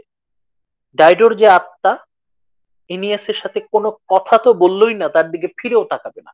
ইনিয়াস যেদিকে যাচ্ছে সে উল্টা দিকে চলে যাচ্ছে। এবং এখানে আমরা ইনিয়াস ডাইডোর প্রতি তার যে মেন্টাল কানেকশন, যে মানসিকতা, সেটা কিন্তু আমরা মোটামুটি একটা ইঙ্গিত পাচ্ছি যে হয়তো পরিস্থিতি যদি স্বাভাবিক হতো, আসলেই হয়তো ডাইডোর প্রতি ইনিয়াসের কিছুটা হলেও আবেগ কাজ করেছিল অল্প সময়ের জন্য। এনিয়াস উইথ সাচ অ্যাপিলস, ইনিয়াস তো এদিকে ডাকছে, ডেকেই যাচ্ছে ডাইডোকে, উইথ ওয়েলিং টিয়ার্স, ইনিয়াসের চোখ বেয়ে গল গল করে পানি পড়ছে, টপ টপ করে পানি পড়ছে, গল গল করে তো রক্ত পড়ে, টপ টপ করে পানি পড়ছে। এনিয়াস tried to soothe her rage. ইনিয়াস চেষ্টা করছে ডাইডোর রাগটাকে থামানোর জন্য, her wild fiery glance, but she, Dido, her eyes fixed on the ground. কিন্তু ডাইডো সে মাটির দিকে তাকিয়ে আছে, সে একবারও এনিয়াসের দিকে তাকালো না। Turned away, her features no more moved by his pleas, as he talks on that if she were set in the stony flint of Parian marble rock, পাথরের মতো, ডাইডো পাথরের মতো স্থির হয়ে আছে, ইনিয়াসের কোনো কথার কর্ণপাত সে করছে না। And at last she tears herself away. ওইদিকে ডাইডোর চোখ enemy forever. ডাইডো এখন তার চিরন্তন শত্রু। মানে এখানে আমরা মোটামুটি বুঝতে পারছি যে হয়তো ডাইডোর প্রতি ইনিয়াসের কিছুটা হলেও মায়া মমতা কাজ করছিল হয়তোবা। ওকে, ডাইডো তার সাথে একটা কথাও বললো না, একবার তার দিকে ফিরেও তাকালো না, ডাইডো চলে গেল। ইনিয়াস আর ডাইডোকে ধরতে পারলো না। তারপর Aeneas meets the ghost of his comrade in arms, Deiphobus. আশা করি ডেইওফোবাসের কথা আপনাদের মনে আছে, ইলিয়াডে ডেইওফোবাসের মৃত্যু আমরা দেখেছিলাম। ডেইওফোবাস, সেই ডেইওফোবাস ওকে গল্প শোনাচ্ছে। ডেইওফোবাস still bearing the marks of the cruel wounds inflicted upon him. ডেইওফোবাস মৃত্যুর সময় যেরকম তার মৃতদেহে ক্ষত ছিল, সেই ক্ষত তখনও তাজা। In grief and remorse, Aeneas asked what happened. Aeneas জানতো না ডেইওফোবাস কিভাবে মৃত্যুবরণ করেছে। Aeneas ডেইওফোবাসকে জিজ্ঞেস করছে কি হয়েছিল, explaining that he was not able to find Deiphobus's body for burial. ডেইওফোবাসের মৃতদেহ খুঁজে পায়নি করার জন্য, ব্যারিয়াল করার জন্য। ডেইওফোবাস রিপ্লাইজ, ডেইওফোবাস উত্তর দিচ্ছে, হেলেন হিজ ওয়াইফ, হেলেন, প্যারিসের পর হেলেন ডেইওফোবাসকেও বিয়ে করেছিল। Deiphobus replies that Helen, his wife, had betrayed him to the vengeance of Menelaus and Odysseus. Menelaus, আগামেমননের ভাই, হেলেনের প্রথম স্বামী, and Odysseus, এদের চক্রান্তে হেলেন ডেইফোবাসের সাথে বেইমানি করেছিল। In his turn he asked Aeneas for his story. তখন এনিয়াসের গল্প সে শুনতে চায়। মানে এখানে হেলেনকে একটা নেগেটিভ ক্যারেক্টার হিসেবে পোর্ট্রে করা হয়েছে। Helen who betrayed, traitor. Sibyl interrupts, Sibyl তখন বারণ করছে যে আমাদের হাতে সময় নেই, আমাদের হাতে গল্পগুজব করার মতো সময় নেই। সিবিল ওকে আবার মনে করিয়ে দিচ্ছে। The Sibyl interrupts to hasten Aeneas in Deiphobus's, and Deiphobus retires to his place among the shades. আবার Deiphobus হারিয়ে গেল, wishing Aeneas better fortune for his future. Aeneasের ভবিষ্যতের শুভকামনা রইল Deiphobusের। The next day, the next, তারপর they see Tartarus. টার্টারাস আশা করি আপনাদের নামটা পরিচিত থাকার কথা। টার্টারাস হচ্ছে হেল, নরক। ওদের কালচারে, ওদের রিলিজিয়নে নরককে ওরা ডাকতো Tartarus, for the place of the worst sinners, সবচেয়ে জঘন্য পাপী যারা, তাদের অনন্ত শাস্তির ব্যবস্থা আছে টার্টারাসে। Guarded by the fury Tisiphos, the Sibyl tells Aeneas that he may not enter. CIBIL তখন ইনিয়াসকে বলল যে উই ক্যানট এন্টার টার্টারাস, টার্টারাসে ঢোকা আমাদের জন্য নিরাপদ হবে না, আমরা ঢুকতে পারবো না। তখন সে ব্যাখ্যা করছে, he describes to him the sinners and their punishment. এই যে এই জায়গাটা আপনারা একটু খেয়াল করেন, সিবিলের মাধ্যমে ভার্জিল নরকের বর্ণনা দিচ্ছে যে কারা কারা নরকে যাবে এবং নরকে কি ভয়ঙ্কর শাস্তি। এখানে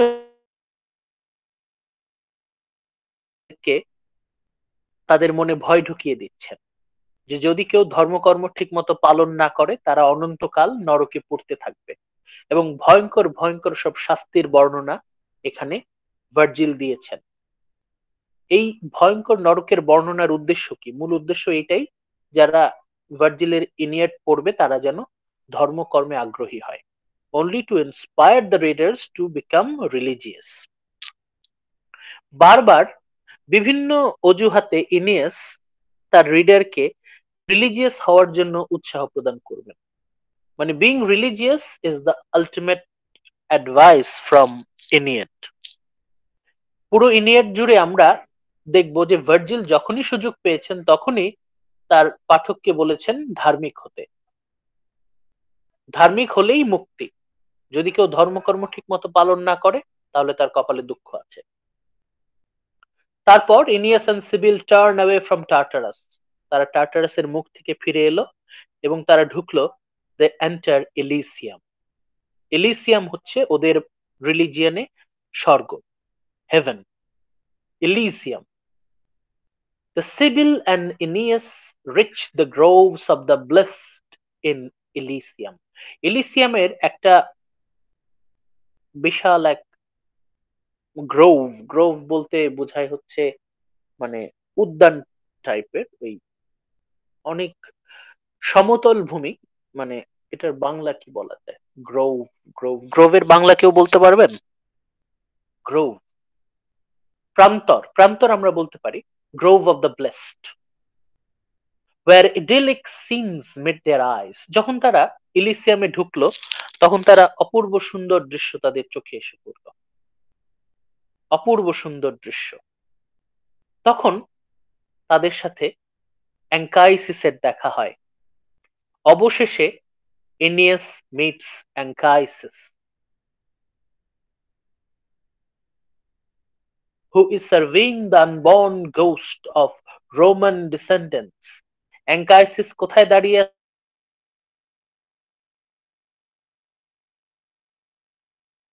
Aeneas's future, the Roman descendants, Roman বংশধরেরা যারা দাঁড়িয়ে আছে, ইনিয়াসের বংশধর। Father and son welcome each other.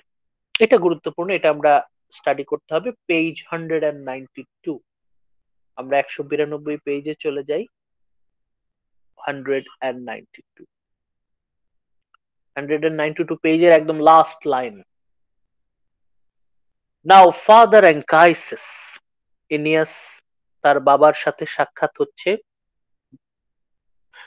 Father Anchises, deep in a valley's green recess, was passing among the souls secluded there, reviewing them eagerly.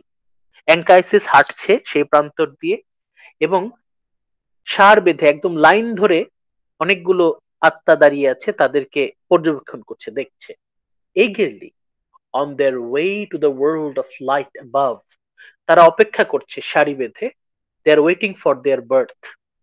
By chance he was counting over his own people, all his cherished heirs. এরা সবাই হচ্ছে অ্যাঙ্কাইসিস তারই বংশধর।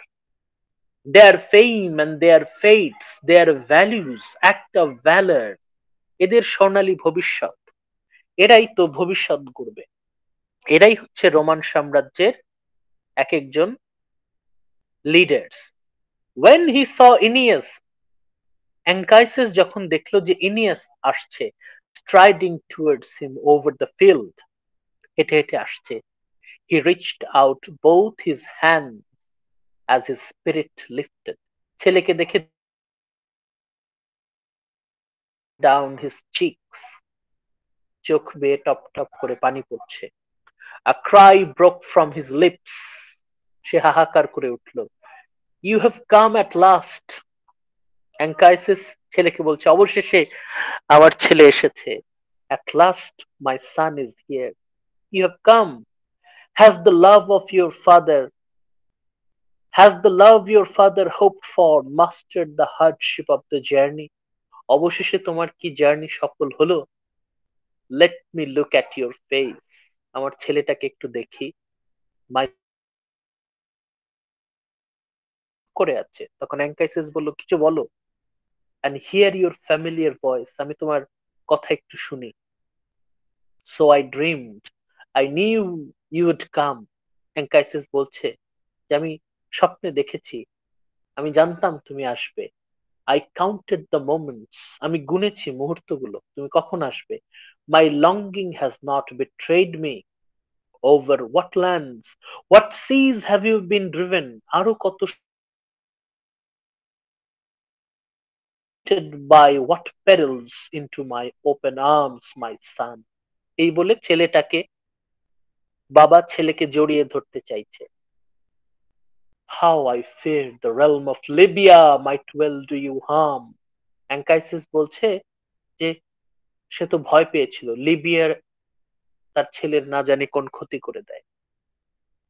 Your ghost, my father, he replied. ইনিয়াস বলছে, তোমার আত্মা এসেছিল স্বপ্নে। Your grieving ghost, so often it came and urged me to your threshold. My ships are lying moored in the Tuscan sea. Let me clasp your hand, my father, let me. এই বলে ছেলে বাবার হাত ধরতে যাচ্ছে। I beg you, don't withdraw from my embrace. এই বলে ছেলে বাবাকে জড়িয়ে ধরতে চাইছে, কিন্তু তাই কি সম্ভব? তার চোখ বেয়ে পানি পড়ছে, তো পানি পড়ছে, টপ টপ করে পানি পড়ছে।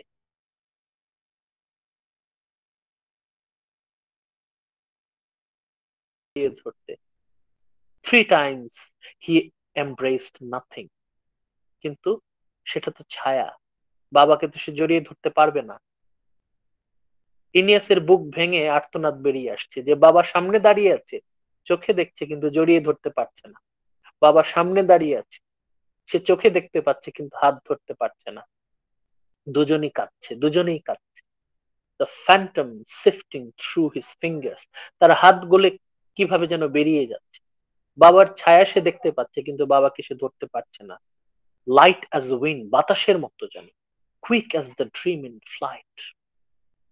মানে এই যে বাবা আর ছেলের সম্পর্ক, the relationship between father and son, এটা কিন্তু চোখে পড়ার মতো এখানে।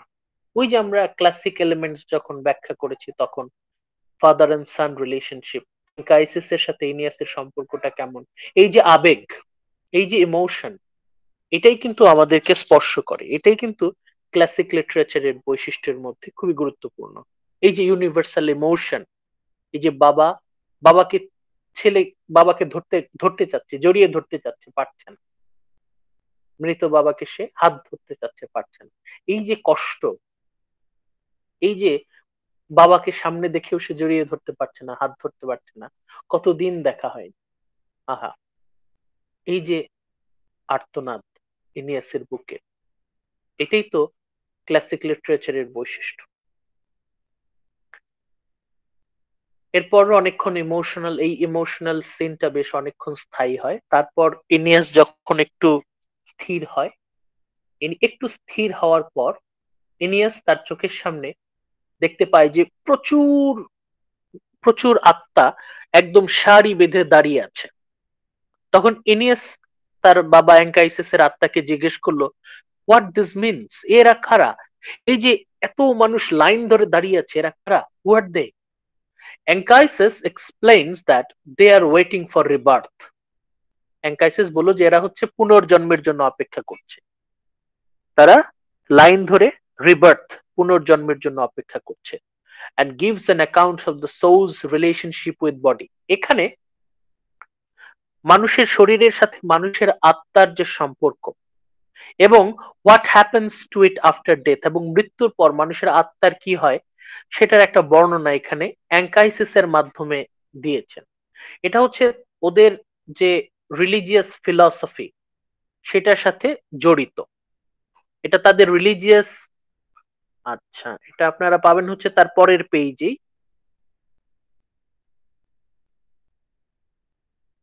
এই যে এখানে লাইন পেজ নাম্বার 194, এখানে বিস্তারিত বর্ণনা আছে। এটা ওদের, এটা ভার্জিলের সময় সাময়িক যে রিলিজিয়াস ফিলসফি, তাদের যে রিলিজিয়ন ধর্ম, তার একটা ওই পয়েন্ট অফ ভিউ থেকে একটা বর্ণনা আছে যে আত্মার সাথে শরীরের কি সম্পর্ক এবং মৃত্যুর পর কি হয়।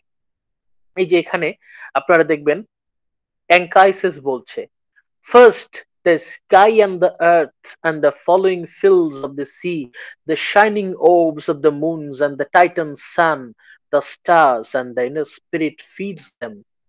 Coursing through all their limbs, mind stirs the mass and their vision brings the world to birth.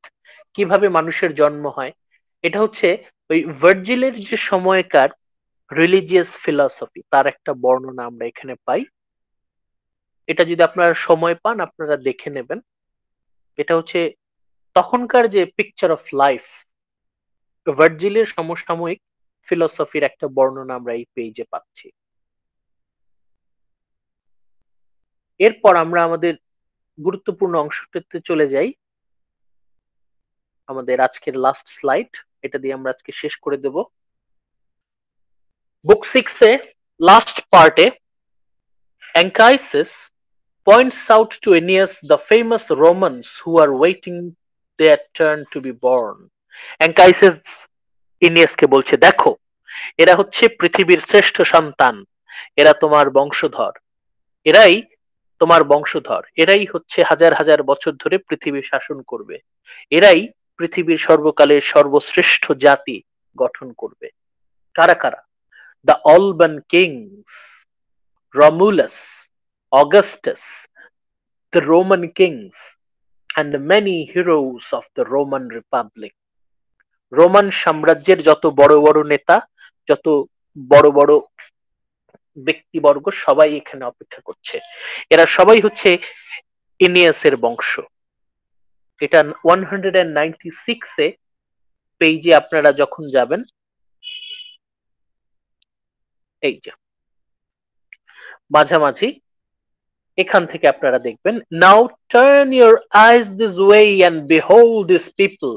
অ্যাঙ্কাইসিস এনিয়াসকে বলছে, দেখো দেখো এদেরকে দেখো, ইউর ওন রোমান পিপল। এনিয়াসকে বলছে, দেখো এরা তোমার বংশধর, ইউর ওন রোমান পিপল।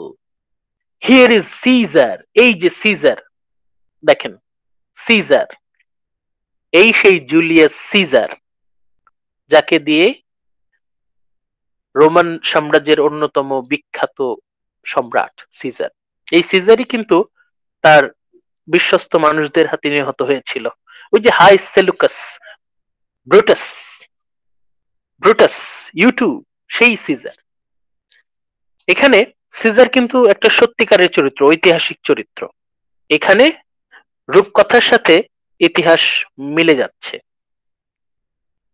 এই জায়গায় ভার্জিল কিন্তু খুব মুনশিয়ানার সাথে, খুব সাফল্যের সাথে রূপকথার সাথে ইতিহাসকে উনি মিক্স করে দিচ্ছেন। ফ্যাক্ট অ্যান্ড ফিকশন, ঐতিহাসিক সত্যের সাথে রূপকথা কিন্তু এখানে মিলেমিশে একাকার হয়ে যাচ্ছে। এখানে এনিয়াস দেখতে পাচ্ছে যে সিজার, সিজার, এই সিজারও তার বংশধর। The Caesar all the lines of Iulus, soon to venture under the sky's great arch. Here's the man. He's here. Time and again you have heard this coming promise. এরপরে দেখাচ্ছে, দেখো দেখো এই হচ্ছে সর্বকালের সর্বশ্রেষ্ঠ সম্রাট। কে? Caesar Augustus. নিশ্চয়ই তার নাম শুনেছো। তোমার থেকেও শ্রেষ্ঠ হবে, তোমার এই বংশধর, মানে অ্যাঙ্কাইসিস ইনিয়াসকে বলছে যে দেখো অগাস্টাস হবে তোমার থেকেও শ্রেষ্ঠ, সর্বকালের সর্বশ্রেষ্ঠ। কিভাবে? son of a god, he will bring back the age of gold. Augustus সে কি করবে? রোমের স্বর্ণযুগ, ইতালির স্বর্ণযুগ ফিরিয়ে আনবে। to the Latian fields where Saturn once held sway, expand his empire past the Germans and the Indians to a land beyond the star. পুরো পৃথিবী শাসন করবে। beyond the wheel of the year, the course of the sun itself. কখনো সূর্য ডুববে না, কখনোই সূর্য ডুববে না।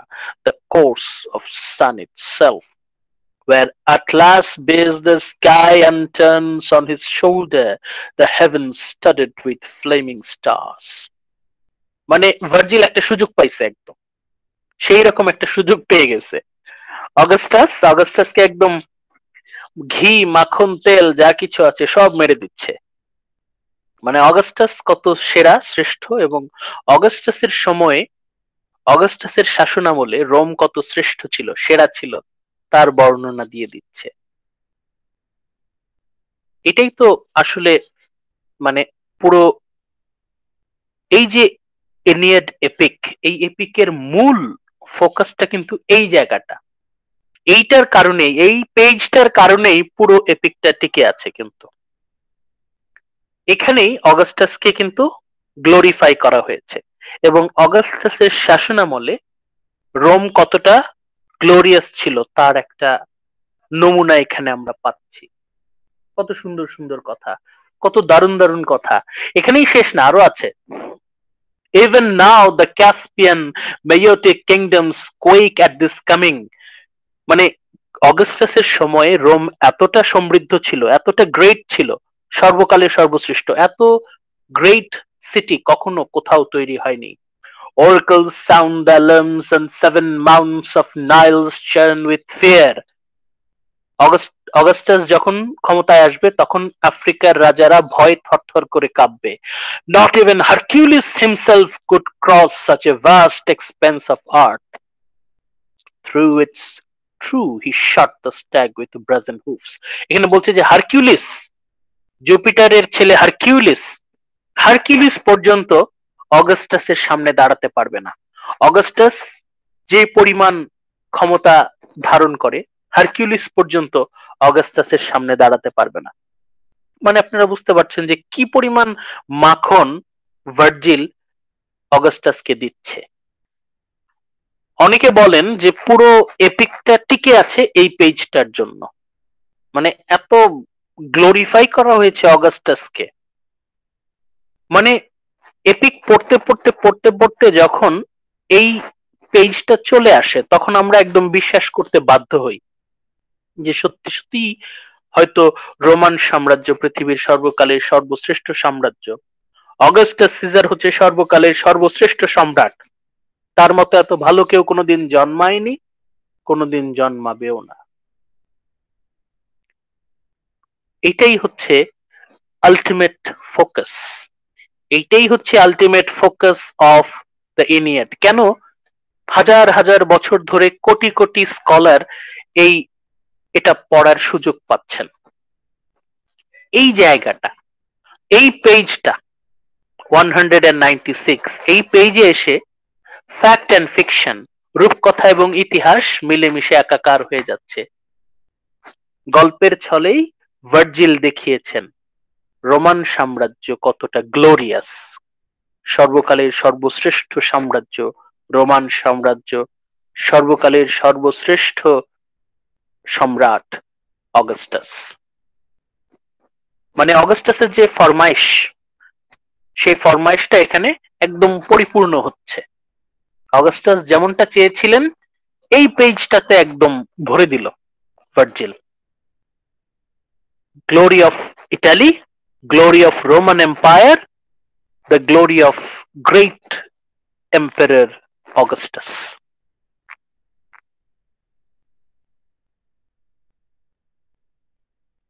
এই এই আপনারা যদি না অন্য আরগুলো নাও পড়তে পারেন, এই যে লাইন নাম্বার 752 থেকে 853, এই 101 লাইন, এই লাইনটুকু আপনারা একটু পড়ার চেষ্টা করবেন। কিভাবে Anchises points out to Aeneas the famous Romans who are waiting their turn to be born. ইনিয়াসের ভবিষ্যতের ছায়াছবি একদম সুন্দর করে আমাদের সামনে উপস্থাপন করছে। Romulus, Augustus, Roman kings and many heroes of Roman Republic. এই পেজ, এই অংশটুকু যদি না থাকতো, এই বুক 6 এর 752 থেকে 853, এই লাইনটা যদি না থাকতো হয়তো আমরা এই এপিকটাকে খুঁজেই পেতাম না। এই লাইন কয়টার জন্যই কিন্তু এই এপিকটা এখনো টিকে আছে। Anchises now mentions one more Roman hero. আরেকজন রোমান হিরোর কথা বলছে, Marcellus. মার্সেলাসকে famed in the Second Punic War. Aeneas inquires about a sad figure accompanying him. Aeneas বলছে, আচ্ছা এখানে একজন মন খারাপ করে দাঁড়িয়ে আছে, কেন সে মন খারাপ করে দাঁড়িয়ে আছে? And it is told that this is the young Marcellus destined to an early death. বলছে যে তোমার এই বংশধর মার্সেলাস, সে অনেক বড় বীর, গ্রেট রোমান হিরো, কিন্তু সে অকালে মৃত্যুবরণ করবে। সে খুব অল্প সময় বেঁচে থাকবে, এই জন্য তার মন এত খারাপ। এই মার্সেলাস হচ্ছে সত্যিকারের একজন চরিত্র। এই মার্সেলাস আর কেউ না, এই মার্সেলাস হচ্ছে অগাস্টাসের সবচেয়ে আদরের নেফিউ। অগাস্টাসের ওই কোনো বংশধর ওইভাবে ছিল না। অগাস্টাস প্ল্যান করেছিলেন যে তার সমস্ত ক্ষমতা মার্সেলাসের হাতে উনি অর্পণ করবেন, কিন্তু দুঃখজনক ট্র্যাজেডি হচ্ছে মার্সেলাস খুব অল্প বয়সে মৃত্যুবরণ করেন। অগাস্টাসকে খুশি করার জন্য ভার্জিল এই মার্সেলাস ক্যারেক্টারটাকেও এই এপিকে ঢুকিয়ে দিয়েছেন। মানে এই চ্যাপ্টারটা অনেকগুলো দিক থেকে খুব বেশি গুরুত্বপূর্ণ। নাম্বার ওয়ান, আমরা একদম শুরু থেকে আসি, যেটা সবচেয়ে অবভিয়াস। এনিয়াড এপিকটা টিকেই আছে এই বুকটার জন্য, বিশেষ করে এই 101 লাইন, 752 থেকে 853, এই 101 লাইন, এই 101 লাইনের জন্যই পুরো এপিকটা কিন্তু হাজার হাজার বছর ধরে মানুষ পড়তে পারছে। আরেকটা কারণ হচ্ছে এই চ্যাপ্টারটাতে ওই রোমানদের রিলিজিয়াস ফিলসফি চমৎকার ভাবে ফুটিয়ে তুলেছেন ভার্জিল অ্যাঙ্কাইসিসের জবানিতে। মানুষের শরীরের সাথে আত্মার সম্পর্ক, তারপর মানুষ জন্মের আগে তার আত্মা কোথায় থাকে, মৃত্যুর পর তার আত্মা কোথায় যায়, তার একটা বিস্তারিত বর্ণনা আমরা এখানে ধর্মীয় বিশ্বাস, ধর্মীয় দর্শন আমরা কিন্তু এই চ্যাপ্টারে একদম বিস্তারিত পাই। এত বিস্তারিত অন্য আর কোথাও নাই। এটা হচ্ছে সবচেয়ে মানে complete description of Roman religious believes. আরেকটা গুরুত্বপূর্ণ বর্ণনা এখানে আছে যে পানিশমেন্ট ইন হেল, টার্টারাসে পাপের শাস্তি, এটাও অন্য সব উৎসের চাইতে এই ইনিয়েডে সবচেয়ে পরিষ্কার ভাবে ফুটিয়ে তোলা হয়েছে। আলটিমেটলি আমরা বলতে পারি যে এই বুক 6 এটা হচ্ছে গোটা ইনিয়েডের সবচেয়ে গুরুত্বপূর্ণ চ্যাপ্টার গুলোর মধ্যে একটা, কেউ কেউ বলে সবচেয়ে গুরুত্বপূর্ণ। এখানে we find the combination of fact and fiction, রূপকথার সাথে ইতিহাস, কল্পনার সাথে সত্য মিলেমিশে একাকার হয়ে যাচ্ছে। এই চ্যাপ্টারটাই হচ্ছে চেয়েছিল অগাস্টাস ওই যে শুরুতে আমরা বলেছিলাম না যে কেন কেন মাথার ঘাম পায়ে ফেলে এত কষ্ট করে ভার্জিল এই এপিকটা লিখছেন। এই এপিকটা লেখার মূল উদ্দেশ্য এই চ্যাপ্টারটাই ছিল, two glorify Italy, to glorify Roman Empire, to glorify Augustus, to glorify Julian family, এই রোমান লিডারদের বংশ জুলিয়ান ফ্যামিলিকে গ্লোরিফাই করা, ওদের সমস্ত কার্যক্রমকে জাস্টিফাই করা, এইটা প্রমাণ করা যে রোমানরা they are actually favoured by the gods, they are very religious, এই জন্য গডস এন্ড গডেসরা সবসময় রোমানদেরকে সাপোর্ট করে। Eventually Romans, they are the greatest race of all time.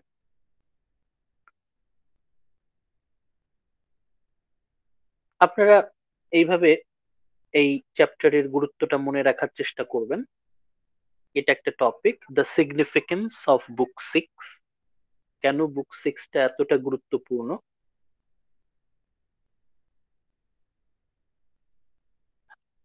একটা ব্যাপার কি, যে যখন আমরা কোনো গল্প পড়তে থাকি, আমরা জানি যে এটা গল্প, রূপকথার গল্প, কিন্তু তারপরও আমরা আমাদের অবিশ্বাসের সুইচটা বন্ধ রাখি, সাসপেনশন অফ ডিসবিলিফ।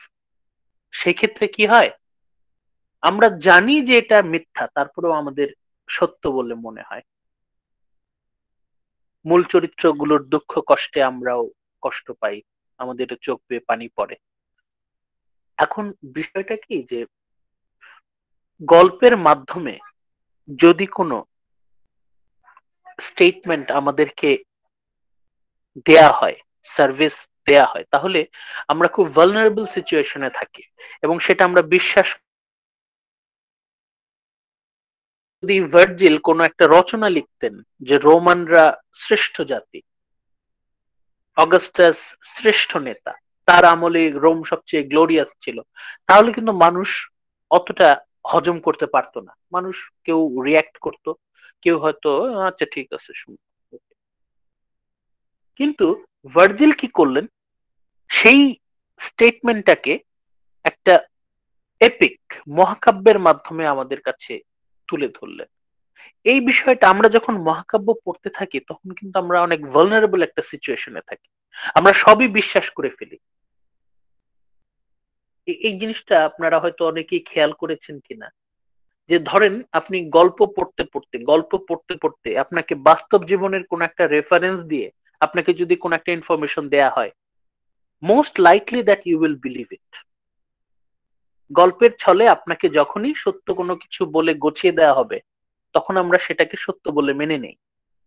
এইখানে গল্পের ছলেই ভার্জিল যখন বলছেন যে রোমানরা শ্রেষ্ঠ জাতি, অগাস্টাস শ্রেষ্ঠ নেতা, সর্বকালের সর্বশ্রেষ্ঠ নেতা, তখন আমরা সেটাকে ধূপ করে কখন যেন বিশ্বাস করে ফেলি, অলমোস্ট আমরা ব্রেইন ওয়াশড হয়ে যাই। এই জন্য এই বিষয়টা খুব sensitive. when an author, a poet or a novelist combines fact with fiction, রূপকথার সাথে যখন কল্পনার সাথে যখন বাস্তবতা মিলিয়ে ফেলেন, কল্পনার সাথে কাল্পনিক কোনো ঘটনার সাথে ঐতিহাসিক কোনো ঘটনার যখন একটা র্যান্ডম যোগসূত্র স্থাপন করা হয়, তখন লেখক খুব সহজেই পুরো ইতিহাসকে তার মতো করে চেঞ্জ করে ফেলতে পারে। এইখানে ইনিয়াসের গল্প আমরা পড়তে পড়তে তার প্রতি সিম্প্যাথি ফিল করতে করতে, বিশেষ করে আপনি পয়েন্টটা দেখেন কোথায় সে বানানো ফ্যাব্রিকেটেড প্রোপাগান্ডা গুলো ঢুকিয়ে দিচ্ছে। যখন বাবা আর ছেলের মধ্যে খুব ইমোশনাল একটা মোমেন্ট চলছে, বহুদিন পর মৃত বাবার আত্মার সাথে ছেলের দেখা হয়েছে, ছেলে বাবাকে জড়িয়ে ধরতে চাচ্ছে পারছে না, হাত ধরতে চাচ্ছে পারছে না। এই যে ছেলের ভেতরকার যন্ত্রণা, এটা যখন আমরা পড়তে থাকি তখন আমরাও ইমোশনাল হয়ে যাই যে আহা কি দুর্ভাগ্য, কি কষ্ট, ছেলে তার সামনে বাবাকে দেখতে পাচ্ছে কিন্তু ধরতে পারছে না। মানে এটা হচ্ছে ইমোশনাল লেভেল, যদি চিন্তা করি এটা হচ্ছে সবচেয়ে পিক লেভেল। ইনিয়াস সবচেয়ে বেশি ইমোশনাল এই সময়ে আছে, বাবাকে চোখের সামনে দেখতে পাচ্ছে, বাবাকে হারিয়েছে, 1 বছরের উপরে হবে, কিন্তু বাবাকে সে ধরতে পারছে না, হাত ধরতে পারছে না। এই যে ইনিয়াসের যে ইমোশনাল স্টেট, এখানে কিন্তু আমরাও ইমোশনাল হয়ে যাই। ঠিক এই দুর্বলতার সুযোগটা কাজে লাগাচ্ছেন ভার্জিল। ঠিক ওই মুহূর্তেই উনি বমটা ড্রপ করলেন, উনি ধূপ করে রোমানদেরকে নিয়ে আসলেন।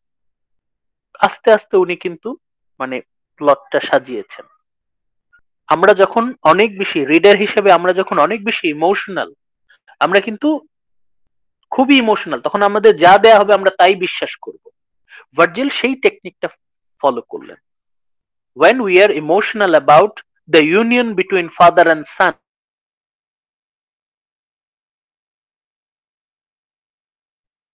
এবং ভার্জিল বললেন Augustus the greatest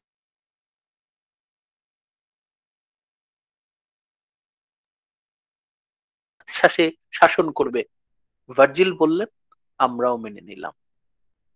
This is the politics of literature. This is how the readers are brainwashed. Millions of scholars, they are brainwashed to believe that the Romans are the greatest nation. এটা তাদের মাথায় কি করে এলো? এই যে এই ভার্জিলের ইনিয়াড পড়তে পড়তে, মুখস্থ করতে করতে করতে করতে এটা তাদের চেতনায় একদম বদ্ধমূল হয়ে গেছে যে রোমানরা শ্রেষ্ঠ জাতি, এবং সেটারই একটা বিকৃত প্রভাব আমাদের মস্তিষ্কেও আছে। আমরাও বিশ্বাস করি যে ওয়েস্টার্ন, পশ্চিমারা তারা শ্রেষ্ঠ জাতি, তারা যা করে গ্রেট, তারা যা খায় গ্রেট, তারা যা পড়ে গ্রেট, তারা যা বলে গ্রেট। এই যে সাদা চামড়ার প্রতি আমাদের মোহ, এটার সূত্র কোথায়? এই ইনিয়াড। এই ইনিয়াডে রোমানদেরকে বলছে শ্রেষ্ঠ জাতি, সেইটারই একটা প্রভাব আমরা পশ্চিমাদের গায়ের চামড়ায় সেরা চামড়া। পশ্চিমাদের গায়ের চামড়া কি? মোস্টলি হোয়াইট, এই জন্য সাদা চামড়ার প্রতি আমাদের এত মোহ। তাদের প্রতি আমরা কেন করুণাকামী হয়ে থাকি, তাদের কাছে আমরা কেন সবসময় ভিক্ষা চাই? কারণ আমাদের মগজের মধ্যে, আমাদের মজ্জার ভিতরে ঢুকে গেছে যে তারা বেটার, তারাই হচ্ছে ত্রাতা, তারাই আমাদেরকে উদ্ধার করবে বিপদ থেকে, এবং আমরাই তাদের কাছে সবসময় ভিক্ষা চাইলে সেটা আমাদের জন্য গৌরবে। এই যে বদ্ধমূল কুসংস্কার, এটার একটা মানে নমুনা কিন্তু এই যে এটা। যখনই কোনো একটা গল্প উপন্যাস পড়তে বসবেন, খুব সাবধান, আপনাকে যেন কেউ ব্রেইন ওয়াশ করে যা উল্টাপাল্টা বুঝায় না দেয়। খুব সাবধান হতে হবে। এখানে ভার্জিল বাধ্য হয়েছেন একটা পলিটিক্যাল প্রোপাগান্ডা তার এপিকের মাধ্যমে আমাদেরকে গছিয়ে দিতে। আমাদেরকে ওইটাই গছায় দিচ্ছেন, আমরা নিয়ে নিচ্ছি। ভেরি ভেরি সেন্সিটিভ, খুবই খুবই সাবধান থাকতে হবে আমাদেরকে। কোটি কোটি স্কলার তারা এখনো বিশ্বাস করেন যে রোমানরা শ্রেষ্ঠ জাতি ছিল, তারা যত অন্যায় করেছে সব ভালো কারণে করেছে। তারা যা কিছু করেছে আপাত দৃষ্টিতে অন্যায় মনে হলেও তারা ভালো উদ্দেশ্য মনে রেখে করেছে। এই যে ব্রেইন ওয়াশড হোল জেনারেশন, এটা কিন্তু একটা প্ল্যান। একটা ব্রেইন ওয়াশড জেনারেশন যদি ক্রিয়েট করা যায়, তাহলে কিন্তু মোটামুটি তাদের সাম্রাজ্যটা টিকে যায়। রোমানরা তাদের এই, বিশেষ করে অগাস্টাসের এই দীর্ঘমেয়াদী প্ল্যানটা ছিল যে বাইরে বাইরে তো শাসন করবেই, মগজের ভেতরেও মনের মধ্যেও শাসন করবে। কেন ভার্জিলের ইনিয়েডকে খুব গুরুত্বপূর্ণ লিটারেচার বলা হয়, কেন ক্লাসিক বলা হয়? কারণ this is a very influential, very very influential text. খুবই গভীর একটা প্রভাব কিন্তু বিস্তার করে আছে এত হাজার বছর পরেও। 2000, অলমোস্ট 2050 ইয়ার্স আফটার, এখনো কেন আমরা এইটাকে পড়ছি? আমার যদি ব্যক্তিগত ইচ্ছা থাকতো আমি এটা বাদ দিয়ে দিতাম সিলেবাস থেকে, এটা আমরা রাখতাম না। কিন্তু এটা সিলেবাসে কেন রাখা হচ্ছে? আমাদেরকে সাবধান করার জন্য যে লিটারেচারের মাধ্যমে কিভাবে আমাদের ব্রেইন ওয়াশ করা সম্ভব, কিভাবে এই সিম্পল ইনোসেন্ট গল্প দিয়ে মানুষের পুরো মেন্টালিটি, পুরো থট প্রসেসকে ডমিনেট করা সম্ভব। ভার্জিল বাধ্য হয়েছিলেন এটা লিখতে। মূল মাস্টার মাইন্ড কে? অগাস্টাস। অগাস্টাসের কি প্ল্যান আপনারা দেখেন। এমন ভাবে সে ভার্জিলকে পারসুয়েট করেছে যেন ভার্জিল তার এপিকের মাধ্যমে রোমানদের গ্রেটনেস, এই রোমান এম্পায়ারের গ্রেটনেস, রোমান এম্পায়ারদের, রোমান এই জুলিয়ান ফ্যামিলির গ্রেটনেস যেন সে অ্যাডভোকেট করে। আমরা একটু সাবধান থাকি, যখনই আমরা কোনো গল্প পড়বো তখন আমাদেরকে খুব সাবধান। ইভেন যখন আমরা কোনো খবর বা কোনো তথ্য সেটাকে আমরা বিশ্বাস করে ফেলি, বিশ্বাস করার আগে খুব সাবধান। You must be critical. অনেকগুলো পয়েন্ট অফ ভিউ থেকে আপনাকে জাজ করতে হবে। যেটা আপনাকে গছিয়ে দেওয়া হবে সেটা বোকার মতো নিয়ে নেবেন না, এটাকে জাজ করবেন।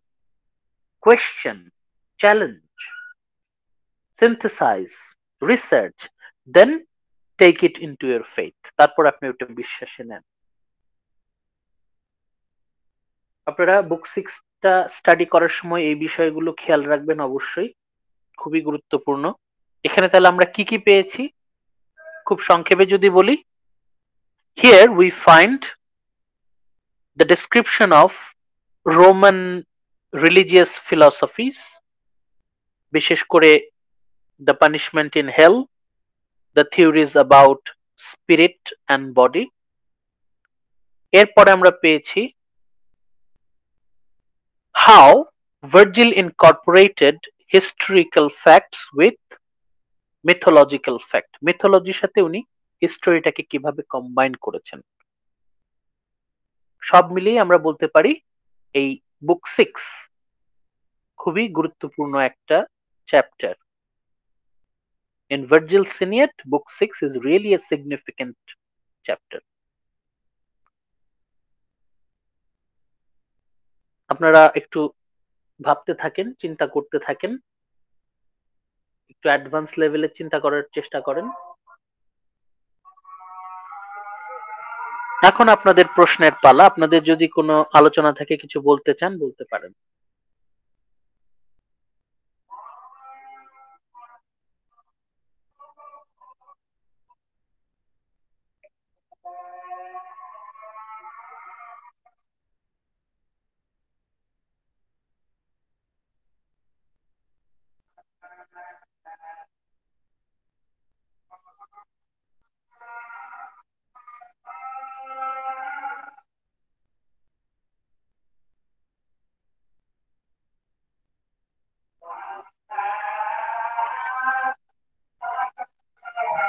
কোনো কনফিউশন আছে এই চ্যাপ্টার নিয়ে? বুক প্রশ্ন করতে পারেন। স্যার এখন আপাতত নেই, তবে আবার দেখবো আর কি, তখন যদি সমস্যা হয় তাহলে তো বলবেন হ্যাঁ ইনশাআল্লাহ। হ্যাঁ হ্যাঁ হ্যাঁ, প্রশ্নগুলো সব সময় প্রশ্ন করার প্র্যাকটিস করবেন, সব সময় কোয়েশ্চেন করার প্র্যাকটিস করবেন, এটা লাইফে খুব প্রয়োজন। ঠিক আছে, আমি এখন কাউন্সিলিং এর জন্য অ্যাভেলেবল আছি। যদি আপনাদের কোনো কিছু জানার থাকে জিজ্ঞেস করতে পারেন। আজকের লেকচার তাহলে শেষ করে দেই, যদি আপনাদের আর কোনো প্রশ্ন না থাকে।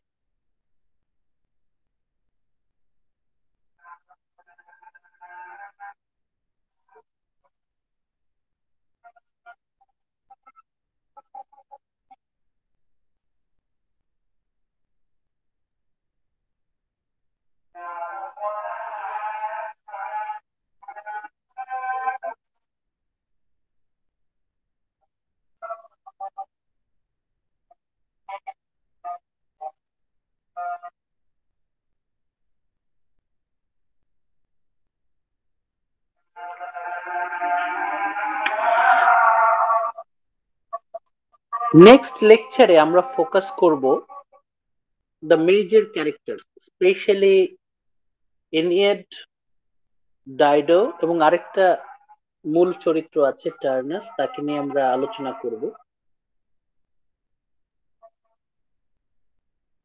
টার্নাসের আলোচনা শুরু করার আগে অবশ্য আমাদের টার্নাস সম্পর্কে আরো কিছু তথ্য জানা দরকার।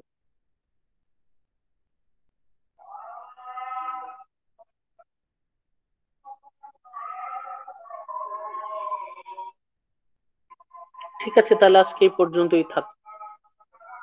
ওকে, অল দ্য বেস্ট।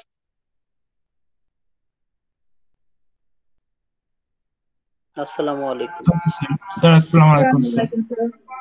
হুম।